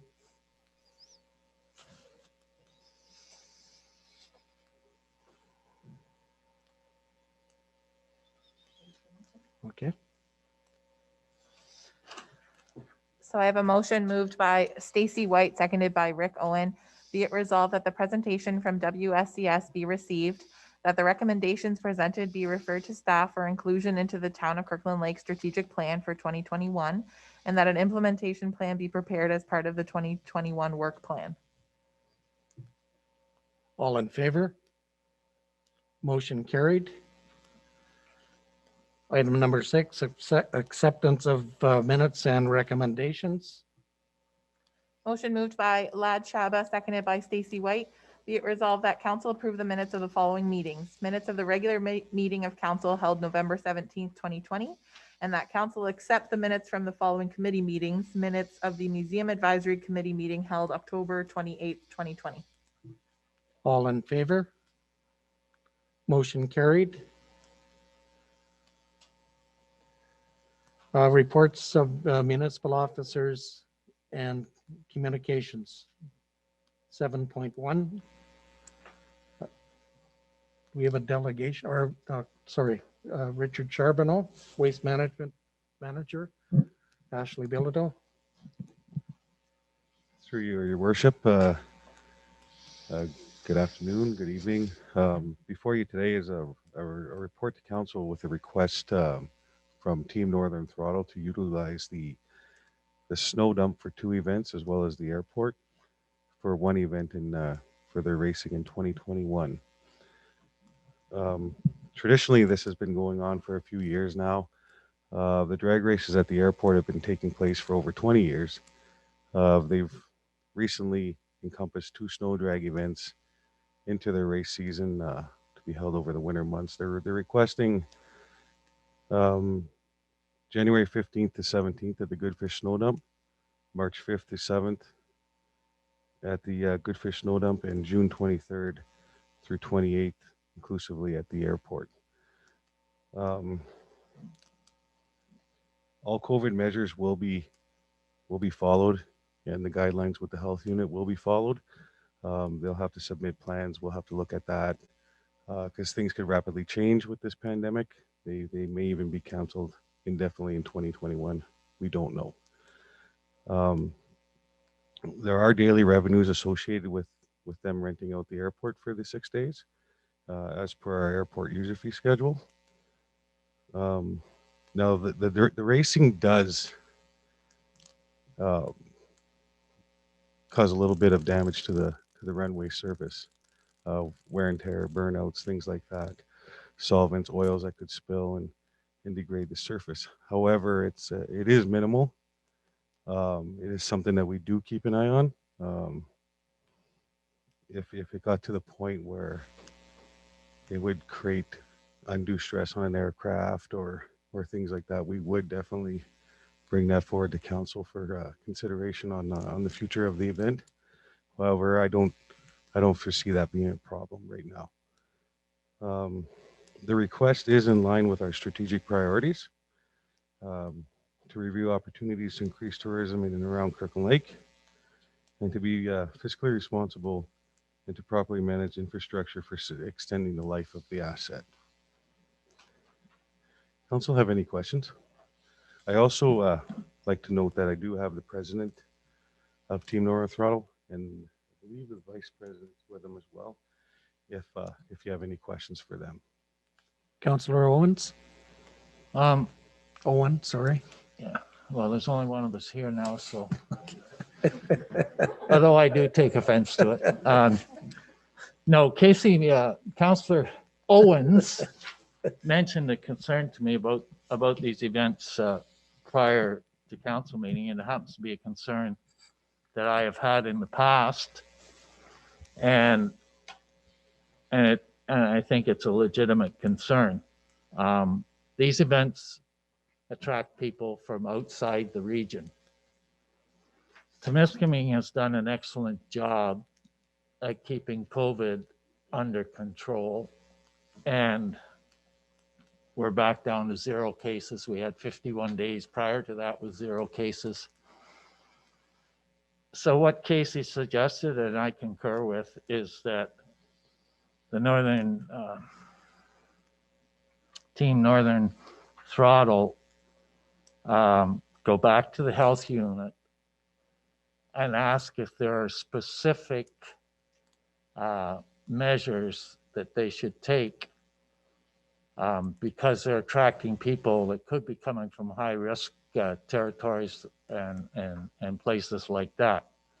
Now, having said that, I want it on the record that I fully support these events.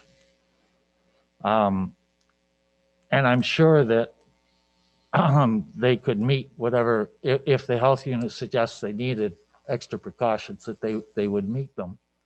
But I think it's something that for the health of everyone in especially Kirkland Lake and Temiskaming, that they should look into prior to us giving approval.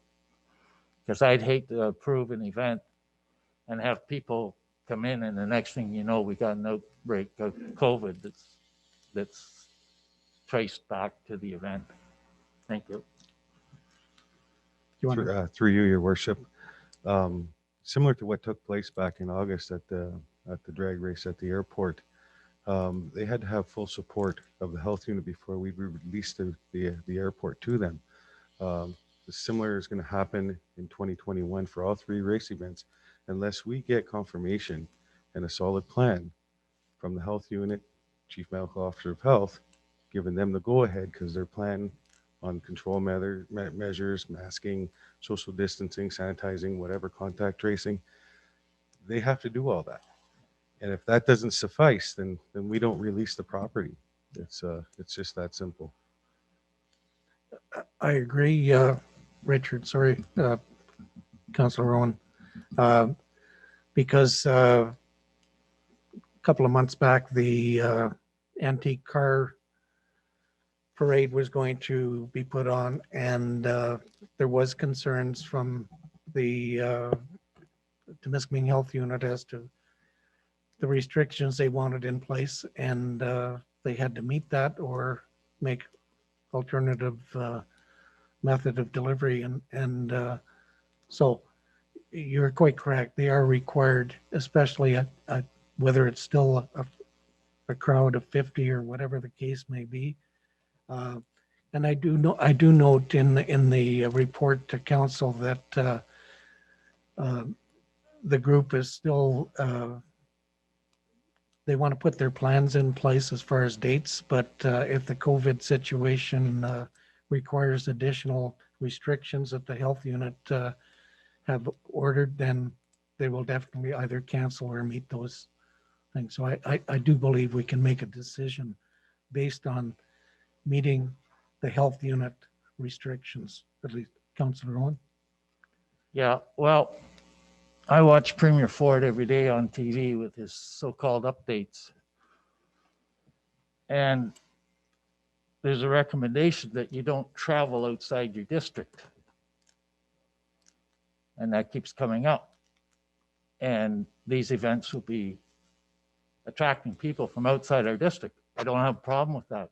All I'm asking is that they go back to the health unit, make them aware that they're going to be attracting people from outside districts. And if there is any additional precautions they should take.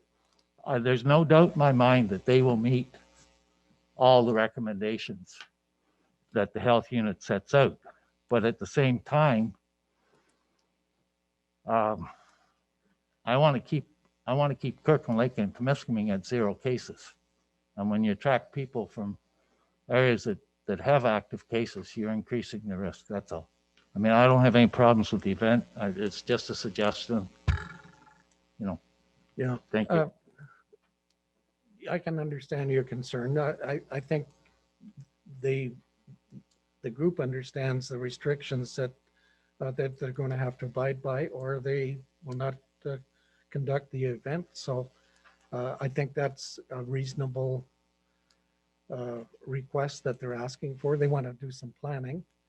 They may have to change those dates, but there is no, without question, they are aware that they have to meet these restrictions that are in place on those dates. So,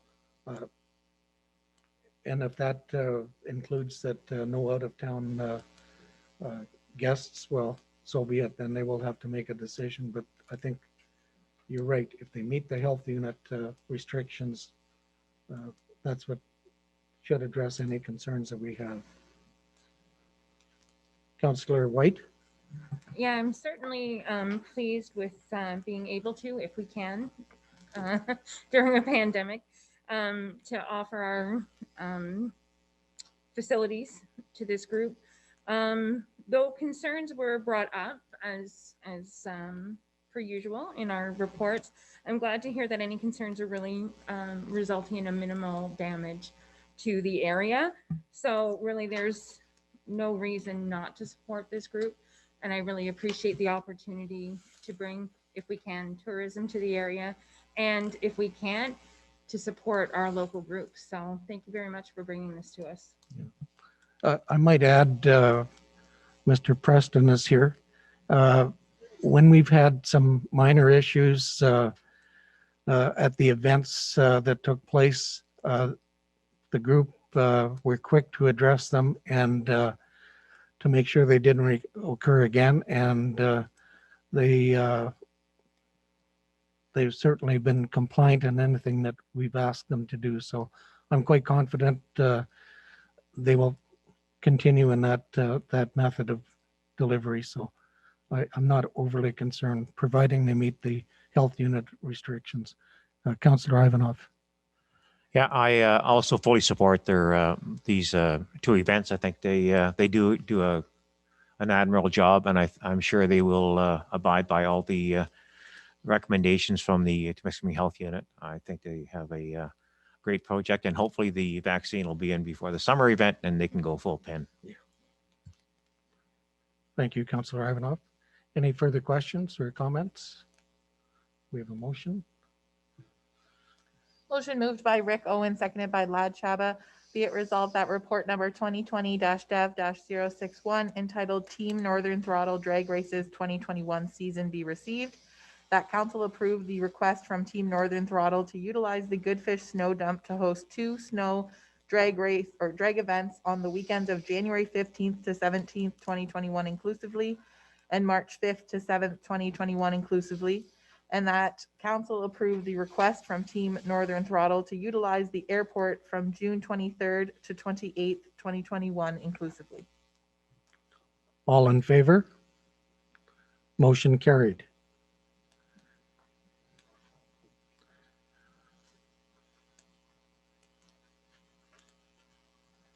Item 7.2, draft consent application. Thank you, Your Worship. Through to Council, we did receive another letter from the Minister of Municipal Affairs and Housing for comments from the municipality relating to a draft consent application. This one here is located in LaBelle Township, and it's been submitted by Mr. Boddick.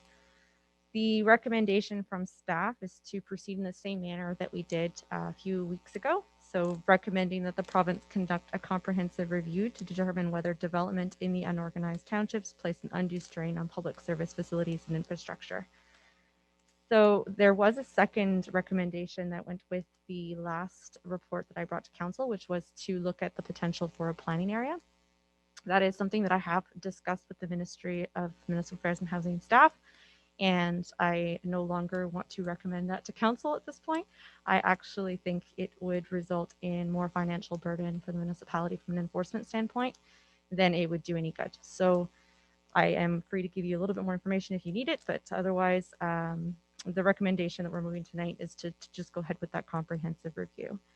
So the consent application itself is pretty straightforward. Essentially, it's 2 mining claims that merged on title as a result of identical ownership. So they're just trying to correct that breach, not breach in Planning Act, but that merging of title. So they could sell one of the pieces and leave the other one in separate ownership. Councillor White? So the second part of the motion, just to be clear, comes down to this type of item would not come back to future councils, whether it be us or after 2022, so that the town's official stance would be any of these applications coming through would result in this same request time after time regardless. Through your worship to Councillor Waite. Yes, that's the case. And I'm sorry I didn't mention that, but yes, the intent is to get staff delegated authority to be able to respond without having to bring a similar report to council if we're going to make the same recommendation moving forward.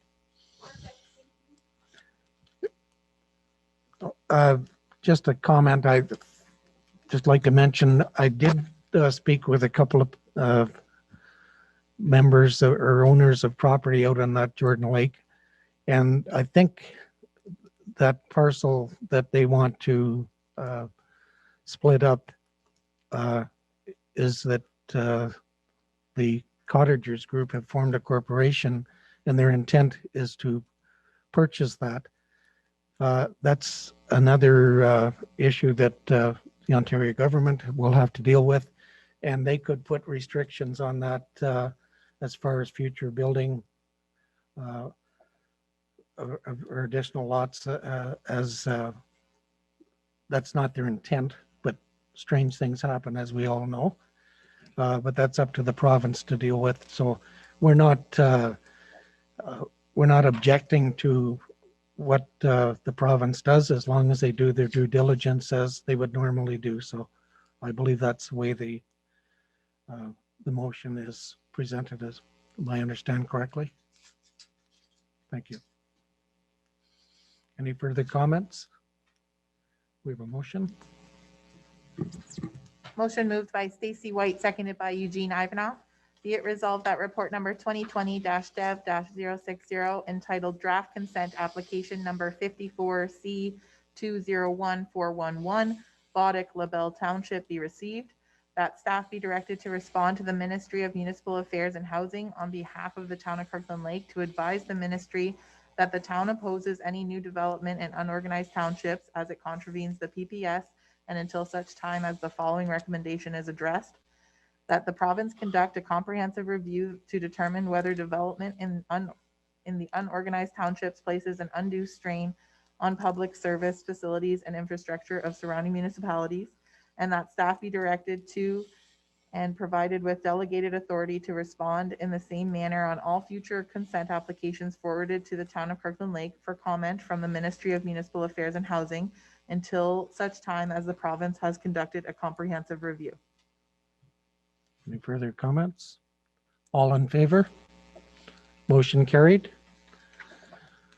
Item 7.3, request to purchase 3 McKelvey. Ms. Bilodeau? Thank you, Your Worship. Through you to council, we have received a request to purchase on 3 McKelvey Avenue, which is currently in the town's name. This is a property that was subject to tax sale in 2019 for a total price of $11,066.42. There were no successful bids, and the town did proceed with vesting the property and declaring it surplus. At this time, we've received an offer of $10,000, in which I am recommending council proceed to approve. Comments from council? Concerns? We have a motion.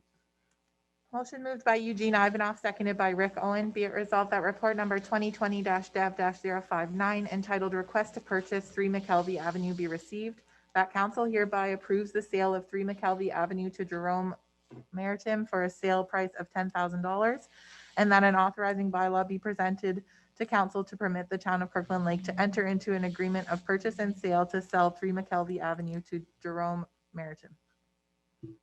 All in favor? Motion carried. Item 7.4, request to release a portion of laneway adjacent to 11 Dixon Avenue. Ms. Bilodeau? Thank you, Worship. Through you to council, we have received a request to lease a portion of laneway adjacent to 11 Dixon Avenue.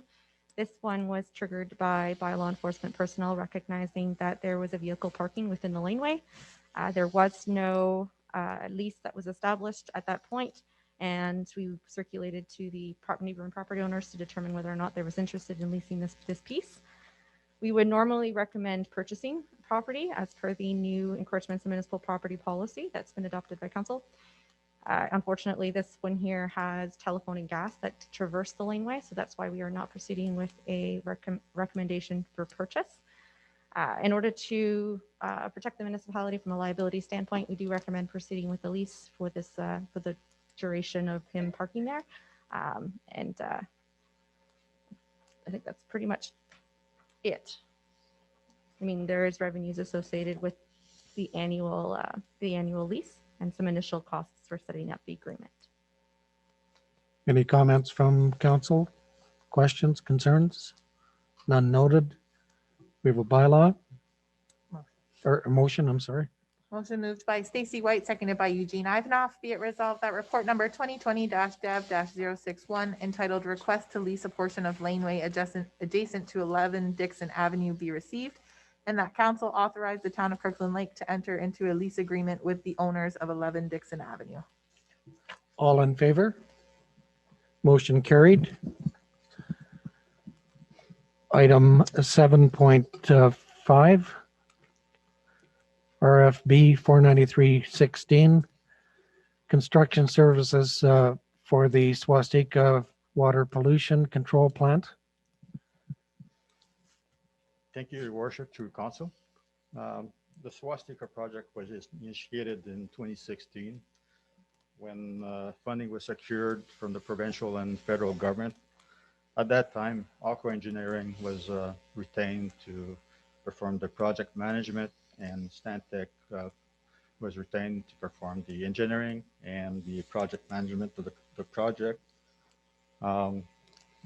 So there was we established a project team to proceed with this project, which consists of Aqua, Stantec, and the town of Kirkland Lake. So the Swastika project was advertised through Bid and Go and through the website. And we had a mandatory site visit, and two construction company came to site to review the conditions and project specification. So Belanger Construction and Pedersen came to site, reviewed the conditions with Aqua and town of Kirkland Lake staff. So the tender was open in October and it closed on November 5th. Once we started reviewing the bids were over $2,081,438 over the 100% of the estimated cost of the project. So Aqua and Stantec performed a review of the price breakdowns for both tenders to ensure the compliance, to determine why the extra cost, to find opportunities to reduce costs, and for errors in the mission of the submissions. So therefore, after evaluating all potential opportunities to reduce the cost, the project team recommends that council cancel the current tender bid process. This will allow us to do more of a review. It will avoid any legal issues, reduce the project costs, and hopefully attract more contractors submission to the tender closing. Is there any questions that I can answer? Just a comment, Mr. Ribberty. I think the rationalization that you put forth in the report makes a lot of sense. I too am a bit surprised that there was only two tenders put forth, both solid companies, but obviously the cost was substantially more than what we expected. So I think going through this process again is the best route to go. So I would support that as well. Yeah, the mandatory site visit was shortened uh, uh, to move forward because we initially had a mandate to get the project completed by next year, October 2021.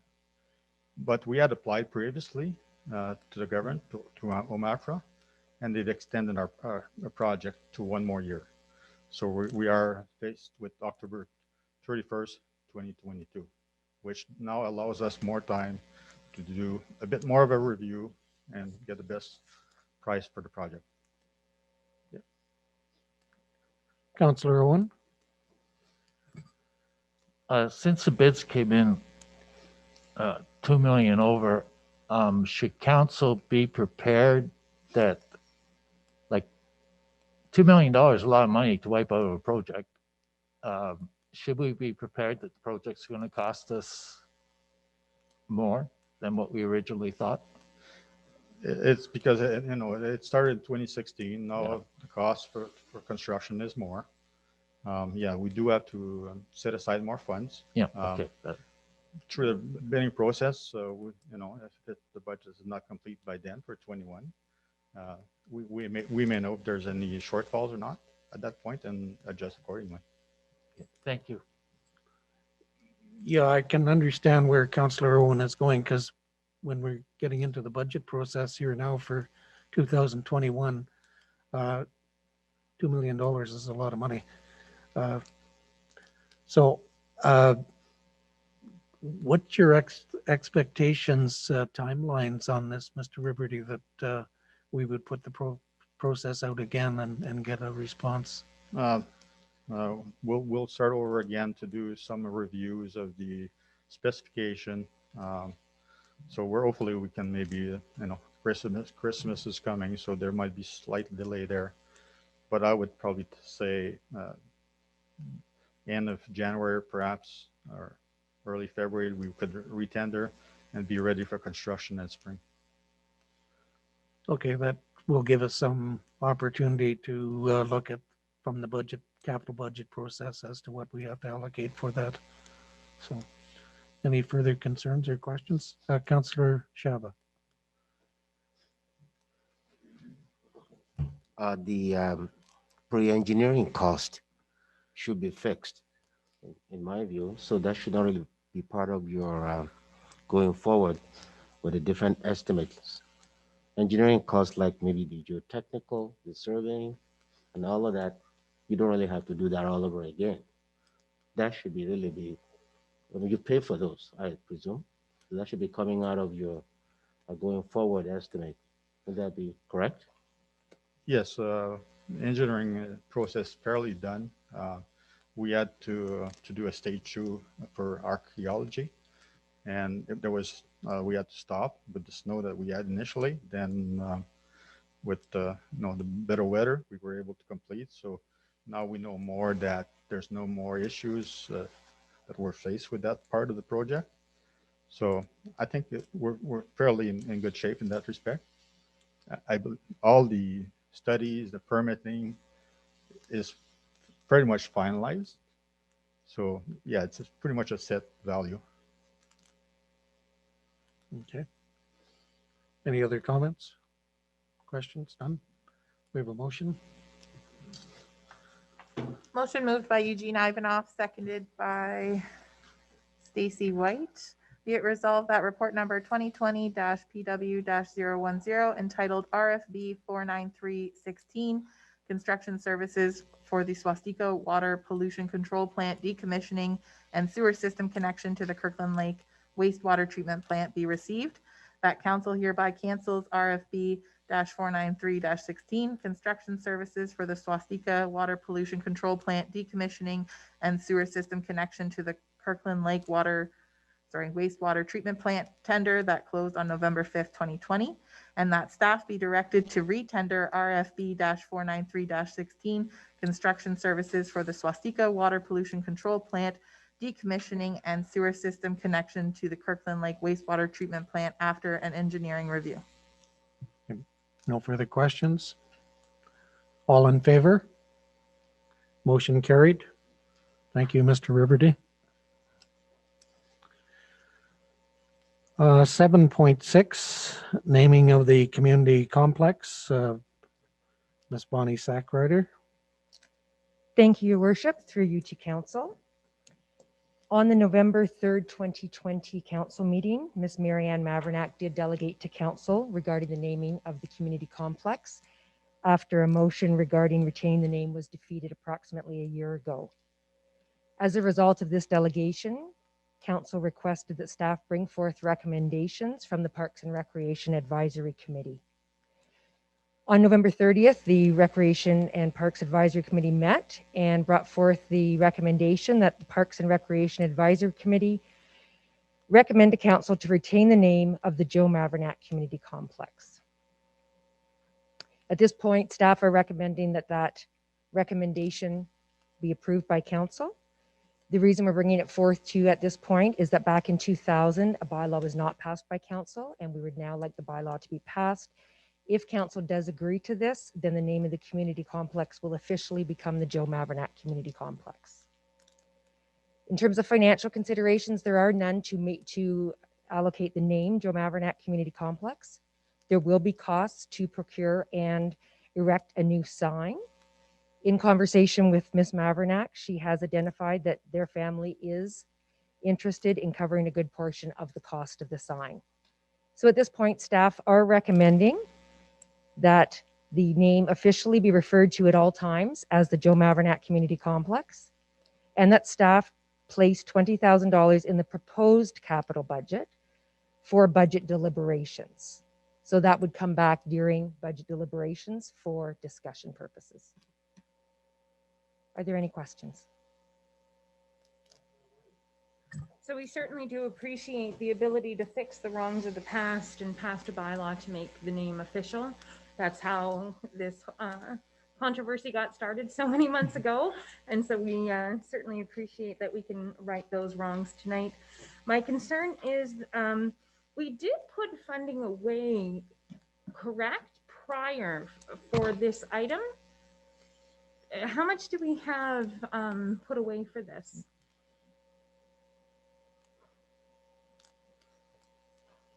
From our treasurer, $6,325 to be exact. Thank you very much.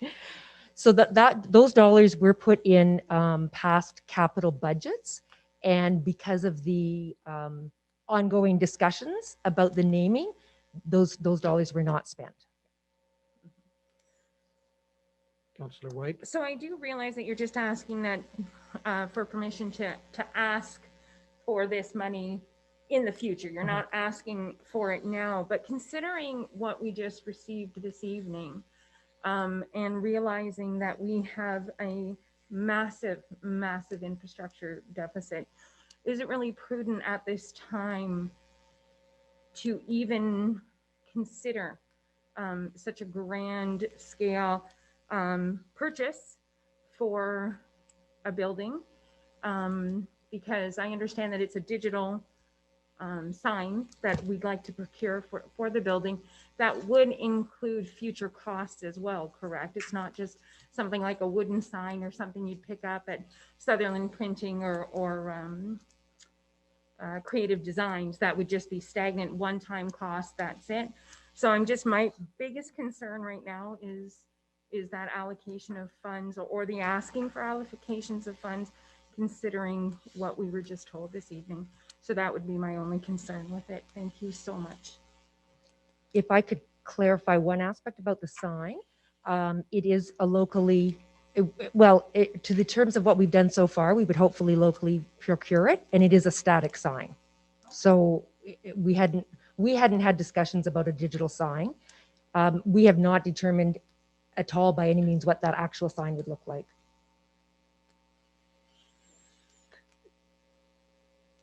Go ahead. So how did we determine that we would need $20,000 for one sign? I've sat on the museum committee for a very long time. We've replaced signs outside in the yard, and it was nowhere near that cost. So did you do cost forecasting or? So it was an amount that we took from what we had from quotations in the past, and we absolutely added more dollars to it in terms of the installation, because it was just for the sign in the past. There would be installation dollars as well. And just, there's definitely more dollars in there than what the initial quote came in at. And that is something that we would, if we went to, when we go to capital, we will have actual quotes to look at. Councillor Shaba. Your worship, unless I'm missing something, but I recall that there was a sign saying Joe Mavronac complex prior to the construction of the new pool. And to the best of my knowledge, everybody called it Joe Mavronac Community Complex. So the two questions that I have is, actually before the question, is I suspect that the sign was removed to make room for the pool. There was a sign there. So first question, what happened to the sign? What happened to the old sign? And my second question is that, was there not a bylaw or a motion put forward back then to call this Joe Mavronac Community Complex? Because there was a sign there saying that's what it was and what it is. I'll let Ms. Sackrider answer that. Thank you. And that is part of why we are here today, was back in 2000 when the community complex assumed the name Joe Mavronac Community Complex, there was not a bylaw passed. So it was assumed and practiced for many years, and it was not passed. So that's what we are here for today, is to make it official. And in terms of the sign, there was a sign there prior to the construction, and when the constructors were removing it, because of the age of it, and I guess that it was outside, it did not survive the removal. Yeah, if you can just confirm whether I'm reasonably close. The age of the complex is approximately 35 years old? It was built in 1977. Okay, so we have a sign that's been out there for all these years that it was pretty well deteriorated, and during the removal process, there was a bit of damage, but it wasn't in very good shape to begin with, and it wasn't salvageable, so it was kind of put away, and we're not sure where it ended up, but it wasn't reusable. Councillor Owen. Yes, thank you, Your Worship. Through you to Ms. Sackrider. I have a few questions. We had agreed and given a directive as council to sell the naming rights to that, and we agreed that it would be similar to what was happening in Quebec. I mean, that came up later when this issue came to the front. We also agreed, and I agreed with you when you suggested it, that we put off the selling of the naming rights until after COVID. Now this bylaw says it's going to be the Joe Mavronac Community Complex, and it's always going to be referred to that as that. My concern is that I'm not going to buy the naming rights if my name's not mentioned every time the complex is mentioned on the radio and the paper or whatever. I mean, you can't mandate that they use it. It's up to them. They can call it the Joe if they want. That's their choice. But the way I read this bylaw, the town isn't even going to refer to it by its full name if we are successful in selling the naming rights. And so that's a concern that I have, and I'm sure Ms. Sackrider can address that. Do you mind if I comment on that? Councillor Owen, I understand where you're coming from, and that was the initial thought.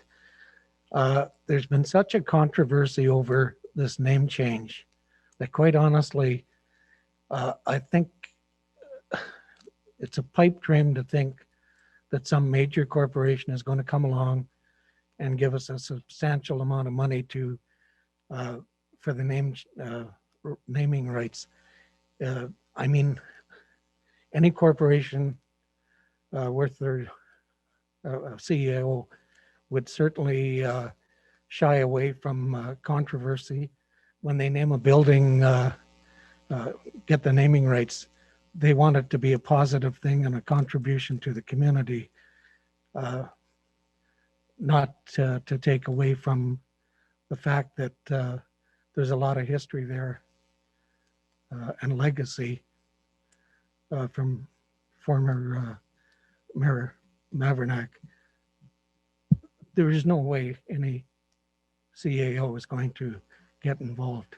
I think we're dreaming if we think we are. Councillor Owen. I wasn't aware that council had changed its decision. I'd like to know how that happened. It didn't come up at discussion at this table. The other thing is, if you go fishing, sometimes you catch a fish. If you don't go fishing, you don't catch any fish. And we haven't even put a line in the water yet. So I think I understand what you're saying. I appreciate what you're saying.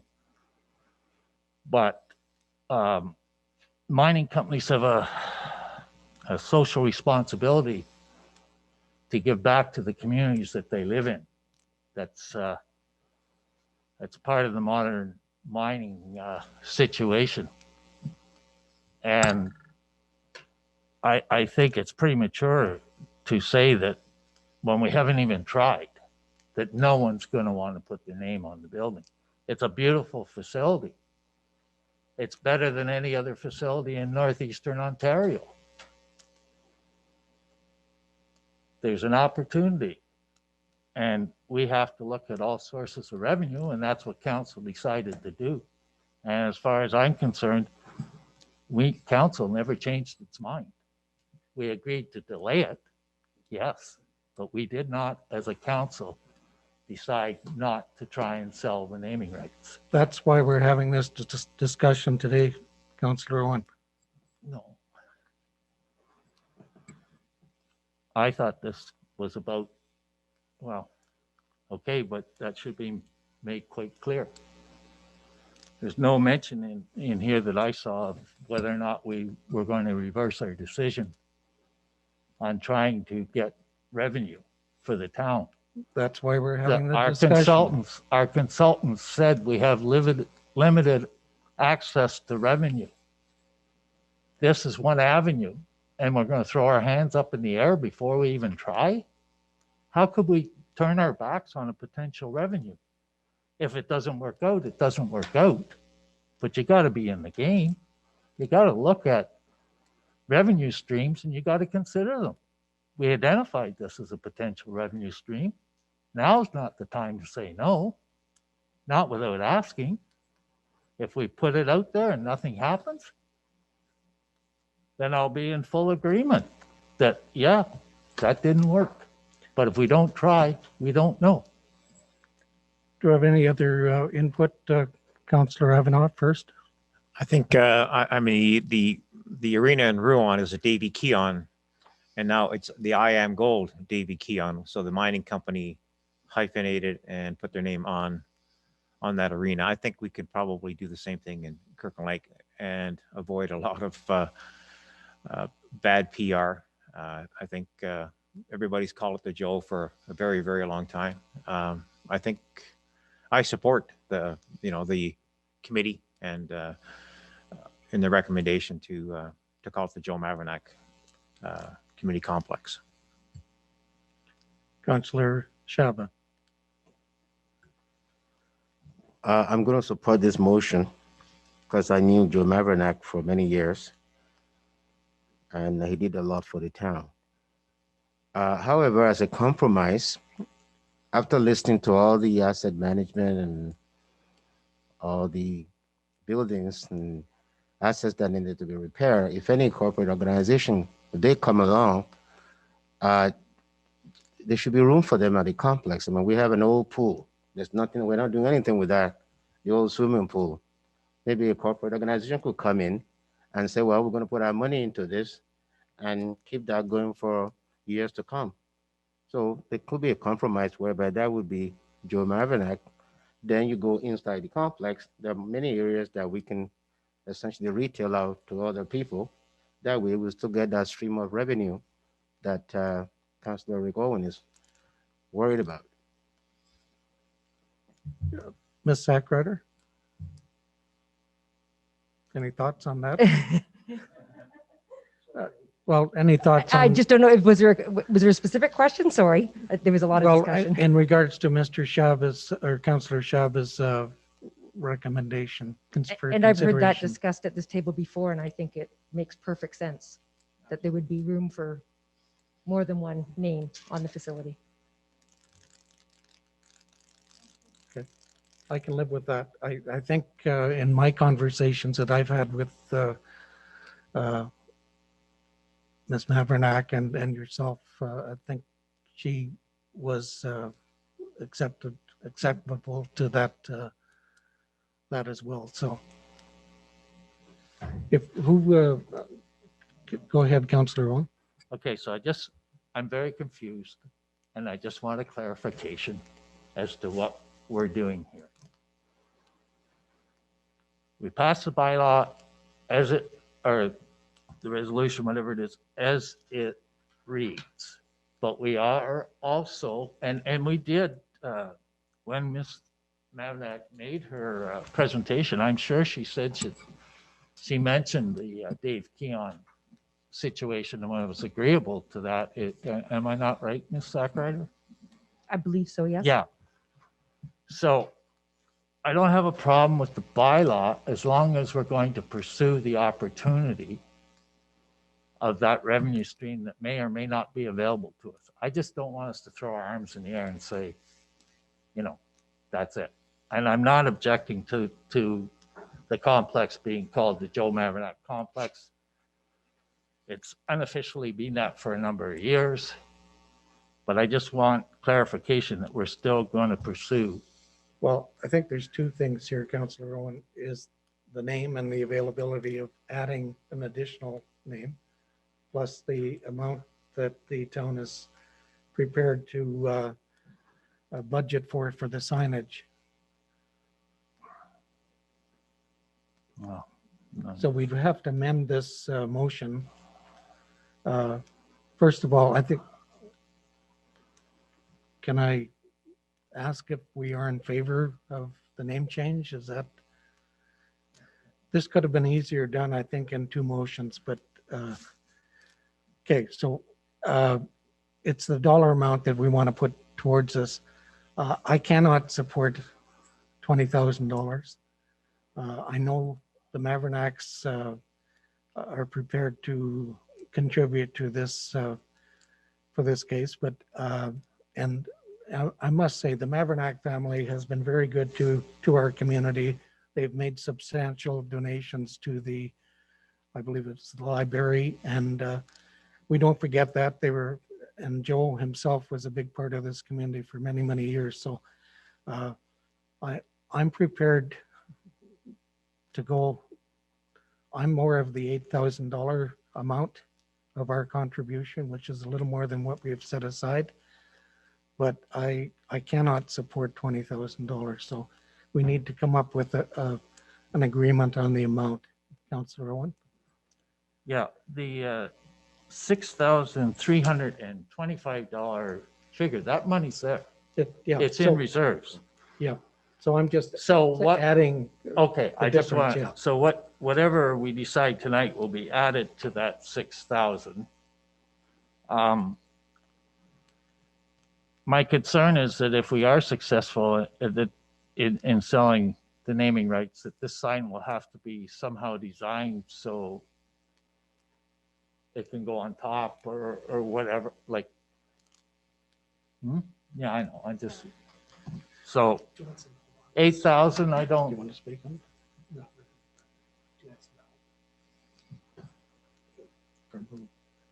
Okay. yeah. It's okay. I could support 8,000, but I certainly couldn't support 20,000.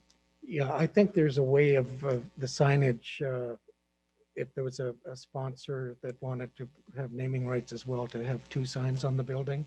You've got the aquatic pool section alone would be of interest. I think for a corporation to put their name on it. And if Mavernicks are in favor of this, which I believe they are, we can work out the logistics at the time of the additional sponsorship. Councilor or CAO Rick McGee. Thank you, Your Worship. Through you to council. I think we're confusing the issue a little bit. Staff has followed direction of council from the last 2 meetings ago. Ms. Zachrider has reported in accordance with council's wishes and direction, and we put a placeholder in the capital budget of $20,000, which, with any luck, the Mavernack family would say we'll fully fund, and there would be an offsetting donation in the capital budget that would cover that. So we're not asking council to approve anything financially this evening. We're only suggesting that the budget cost for a sign on a multi-million-dollar facility is equivalent to somewhere in the $20,000 range to pay homage to the townspeople, the facility, and the former mayor, for which the facility would be named after. And if there's an opportunity for revenues from the naming process, which there is a naming policy, which Ms. Zachrider is very well aware of, that we're looking for revenues, and that the community is very well aware of, that if there's a corporate citizen that wishes to come forward and use the naming policy to promote their facility and engage in corporate citizenry, that is available as well. But I think right now the direction was to come forward with the information that's presented and look at it from that perspective. And if the naming becomes apparent in the future, I think that would be something entirely separate. I hope that helps, Your Worship. So we're not committing ourselves to 20,000 then. Could you read the wording of the proposed motion, please? Proposed motion is be it resolved that report number 2020-CS-009 entitled Name of Community Complex be received, that the community complex shall hereby from this point forward be officially recognized and referred to at all times as the Joe Mavernack Community Complex, and that staff be directed to place $20,000 in the 2021 proposed capital budget for consideration during budget deliberations to procure and erect a new sign at the Joe Mavernack Community Complex. Okay, so the consideration is 20,000. It's not an approval. Any questions or comments on that part of it? Any concerns? Okay. Okay, go ahead. Read the motion again. Moved by Eugene Ivanov, seconded by Lad Shaba. Be it resolved that report number 2020-CS-009 entitled Name of Community Complex be received, that the community complex shall hereby and from this point forward be officially recognized and referred to at all times as the Joe Mavernack Community Complex, and that staff be directed to place $20,000 in the 2021 proposed capital budget for consideration during budget deliberations to procure and erect a new sign at the Joe Mavernack Community Complex. All in favor? Motion carried. Hallelujah. 7.7, Community Grants Policy. Ms. Zachrider. Thank you, Your Worship. Through you to Council. The Community Grants Policy was passed by Council just over a year ago, October 29th, 2019. This policy was not included in the Corporate Policy Manual that we passed this October 2020. Therefore, we are presenting it again at this time with one addition for Council's consideration. So the addition is the criteria for small donations, and the intent of that is to expedite the response to requests and reduce time spent by Council and staff to respond to requests and more properly addressed by staff as part of the day-to-day responsibilities. So if you'll go into the actual policy itself on page 2 of the 5-page policy, the addition to the policy is under contributions, small donations.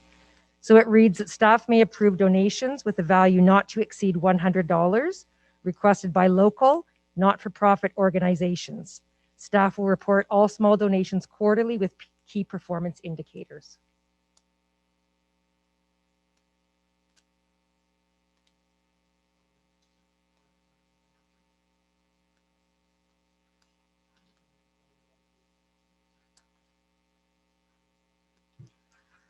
Moved by Rick Owen, seconded by Stacy White. Be it resolved that memorandum number 2020-CS-002 entitled Community Grants Policy be received, that the community grants policy is hereby approved, and that staff be directed to insert the community grants policy into the corporate policy manual. All in favor? Motion carried. Item 7.8, flag banner announcements, a protocol policy. Ms. Sackrider? So this is a new policy that we are bringing to council, and we wanted to try to capture in one policy the clear protocols for flag flying, for pole banners, which those are the different flags that you'll see downtown. Right now, it's the winter snowflake flags that are up, and any announcements that council may want to announce at council. We want to make sure that all organizations are treated equally and fairly, and we want to make sure that everyone knows who has what responsibilities. So in the policy itself, there's a number of different areas. We want to make sure that the residents do understand that Kirkland Lake does recognize that the banners and the flags and the announcements are very important to the town, and we would like to have a policy in place for publicly recognizing the different organizations. If you move down to flags, one thing that I will bring to your attention under displaying flags, item number 2, it does indicate that flags will be displayed in accordance with current guidelines set out by the Department of Canadian Heritage. So this is found on the Canadian Heritage website at this time.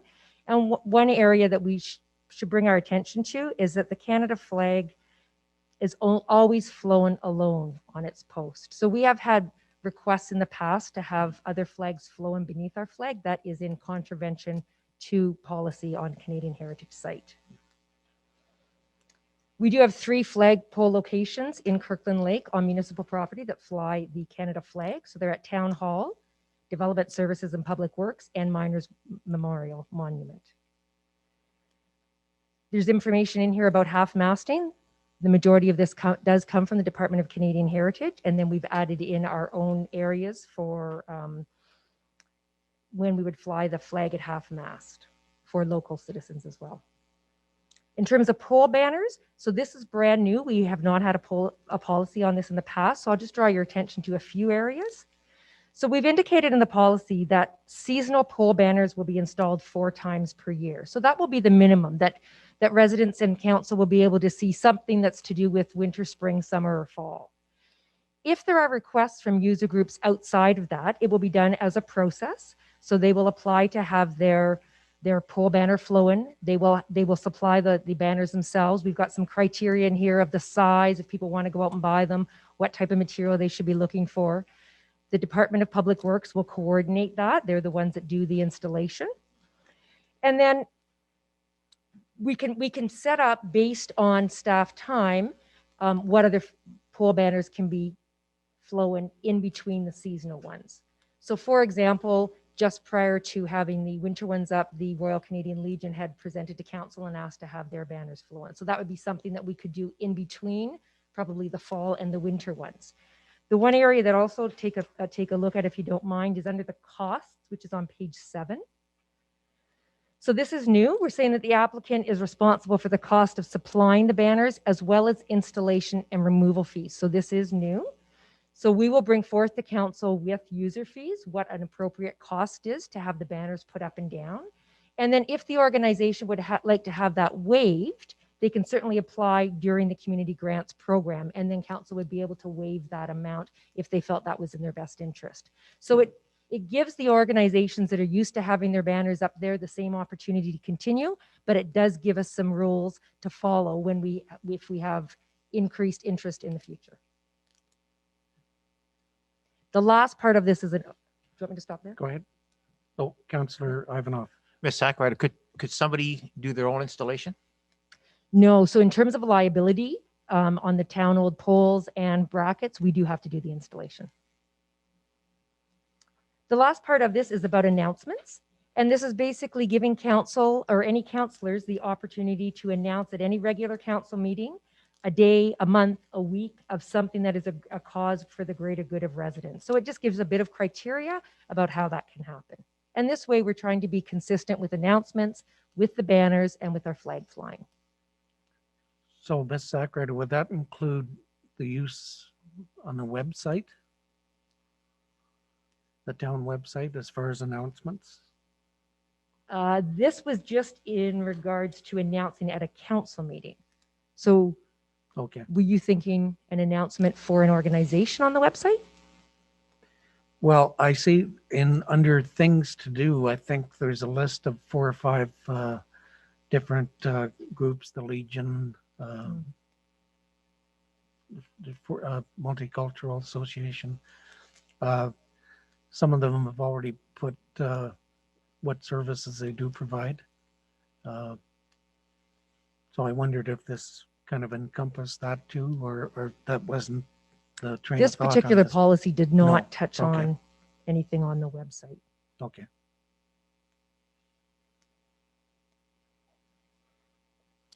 Oh, sorry, Councillor White. So just to be clear, moving forward, we will not be welcoming any other flags to our flagpoles. In the past, we did allow it. So are those user groups going to be notified of the change? So we could. So what my recommendation would be is that staff would then notify the user groups who have in the past had their banners flown and let them know that there's a bit of a process. It's not going to be unfamiliar, such as the fact that you saw the Legion come forth this year with a letter to request, and council has already approved that, I believe, for 3 years. So that would kind of go into the mix, and then we would set a calendar up. So potentially you could have 15 requests during the year, and you'd have to it would have to be determined what number is reasonable. We probably don't want to be changing them every 2 weeks, but maybe 6 times a year is reasonable. Any further comments or questions? Councillor Owen? Yeah, I think this is a very good policy. It covers every aspect. And I think it's well done. Thank you, Ms. Sackrider. I agree. We have a motion. Motion moved by Lad Shaba, seconded by Rick Owen. Be it resolved that memorandum number 2020-CS-001 entitled Flag, Banner, and Announcements Protocols Policy be received, that the Flag, Banner, and Announcements Protocols Policy is hereby approved, and that staff be directed to insert the Flag, Banner, and Announcements Protocols Policy into the Corporate Policy Manual. All in favor? Motion carried. Item 7.9, Signing Authority Policy. Mr. Gorman, Director of Corporate Services.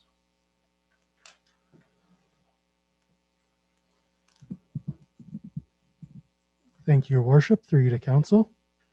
With organizational changes comes housekeeping. Essentially, the report in front of you tonight is housekeeping.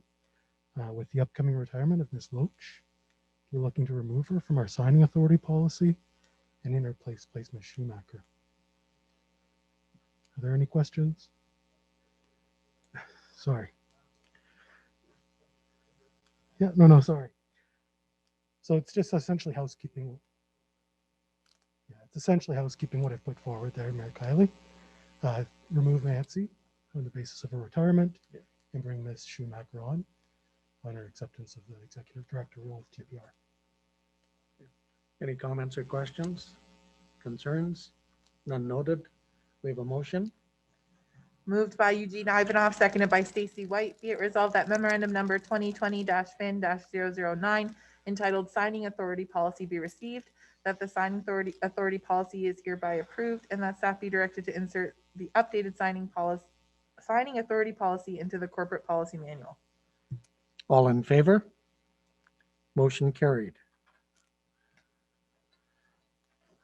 Item 7.1, supporting Bill 226, the broadband is an essential service act.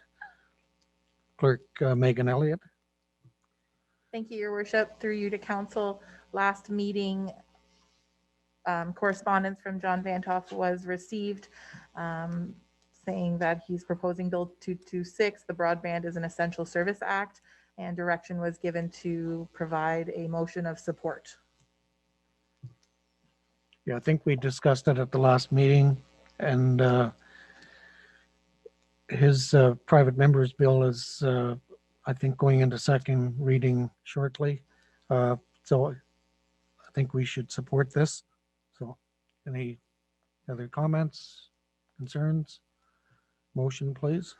Moved by Stacy White, seconded by Rick Owen. Be it resolved that memorandum number 2020-CLK-009 entitled Supporting Bill 226, the Broadband is an Essential Service Act be received. That council for the corporation of the town of Kirkland Lake supports Bill 226, the Broadband is an Essential Service Act, and that staff be directed to forward this motion of support to the Premier of Ontario, MPP John Vantoff, and surrounding municipalities.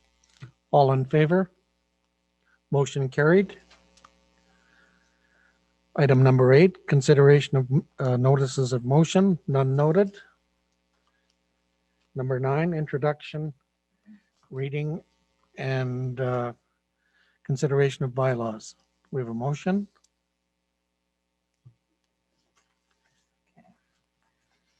A motion moved by Lad Shaba, seconded by Eugene Ivanov. Be it resolved that the following bylaw be read a first, second, and third time, numbered, passed, signed by the mayor and the clerk, and the seal of the corporation be affixed thereto. Bylaw number 20-089, being a bylaw to authorize the mayor and clerk to execute documents related to the sale of 3 McKelvey Avenue to Jerome Meriton. Any further comments, questions? None noted. Motion, sorry. All in favor? Motion carried. Got a couple of them. Moved by Stacy White, seconded by Rick Owen. Be it resolved that the following bylaw be read a first, second, and third time, numbered, passed, signed by the mayor and the clerk, and the seal of the corporation be affixed thereto. Bylaw number 20-090, being a bylaw to repeal bylaws enacting policies. All in favor?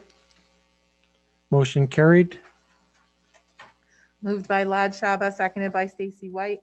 Be it resolved that the following bylaw be read a first, second, and third time, numbered, passed, signed by the mayor and the clerk, and the seal of the corporation be affixed thereto.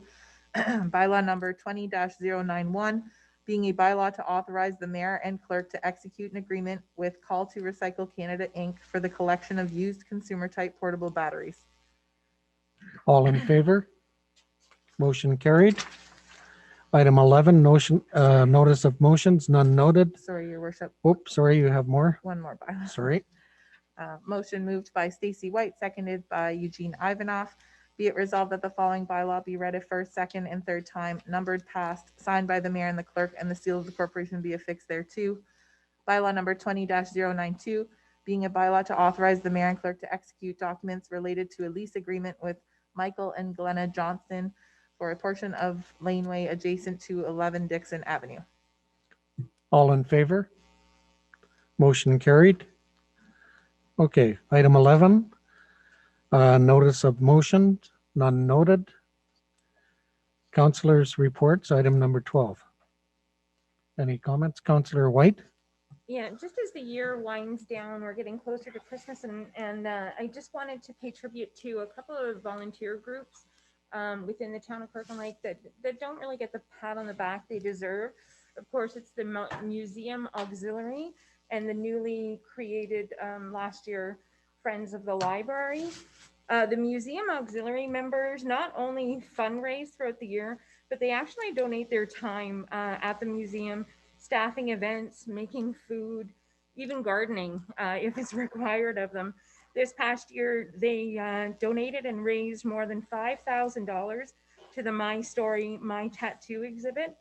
And they ended up getting an anonymous donor that paid for the shipping to get those exhibits to Kirkland Lake. And without them, that exhibit wouldn't happen. And our former council member, Dennis Perrier, was a part of that exhibit. So we do really owe them a debt of gratitude for that. The Friends of the Library, since their creation in March of last year, have provided the children's department with brand new chairs. There's about 20 of them over there, which the kids can now see because they're back being open. And they provided the installation of security cameras after the break-in. The volunteers donate their time, and through their fundraising efforts, they provided numerous games and craft supplies, increasing programs at the only department that's actually mandated to be, quite frankly, free as a public service. These volunteers pick up the slack where the large voids in budget is, and without their help, these two departments would actually be a shell of what they are today. So I'd really take a moment just to thank these volunteers and to congratulate them for all their years of service. So thank you. Thank you, Councillor White. Any further comments? None noted. We have a motion to accept. Moved by Rick Owen, seconded by Eugene Ivanov. Be it resolved that the verbal updates from members of council be received. All in favor? Motion carried. No additional information. We have a motion to move into closed. Moved by Eugene Ivanov, seconded by Lad Shaba. Be it resolved that council move into a closed session pursuant to section 239(2) to discuss one labor relation matter, one land disposition matter, and one matter that involves the security of property, potential litigation, identifiable individuals, a position, plan, or procedure to be applied to negotiations carried on behalf of the municipality, pending acquisition or disposition of land, and technical information supplied in confidence to the municipality. All in favor? Motion carried. We will take a 5-minute recess. Thank you. You may want to note 14.4 up in front of everything as well and do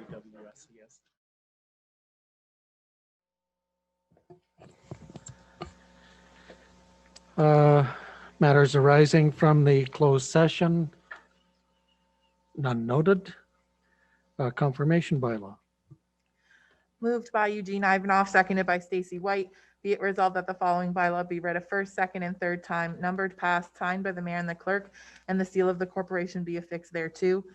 Bylaw number 20-093, being a bylaw to confirm the proceedings of council at its meeting held December 1st, 2020. All in favor? Motion carried. Adjournment. Moved by Lad Shaba, seconded by Rick Owen. Be it resolved that council adjourn the December 1st, 2020 regular meeting of council. All in favor?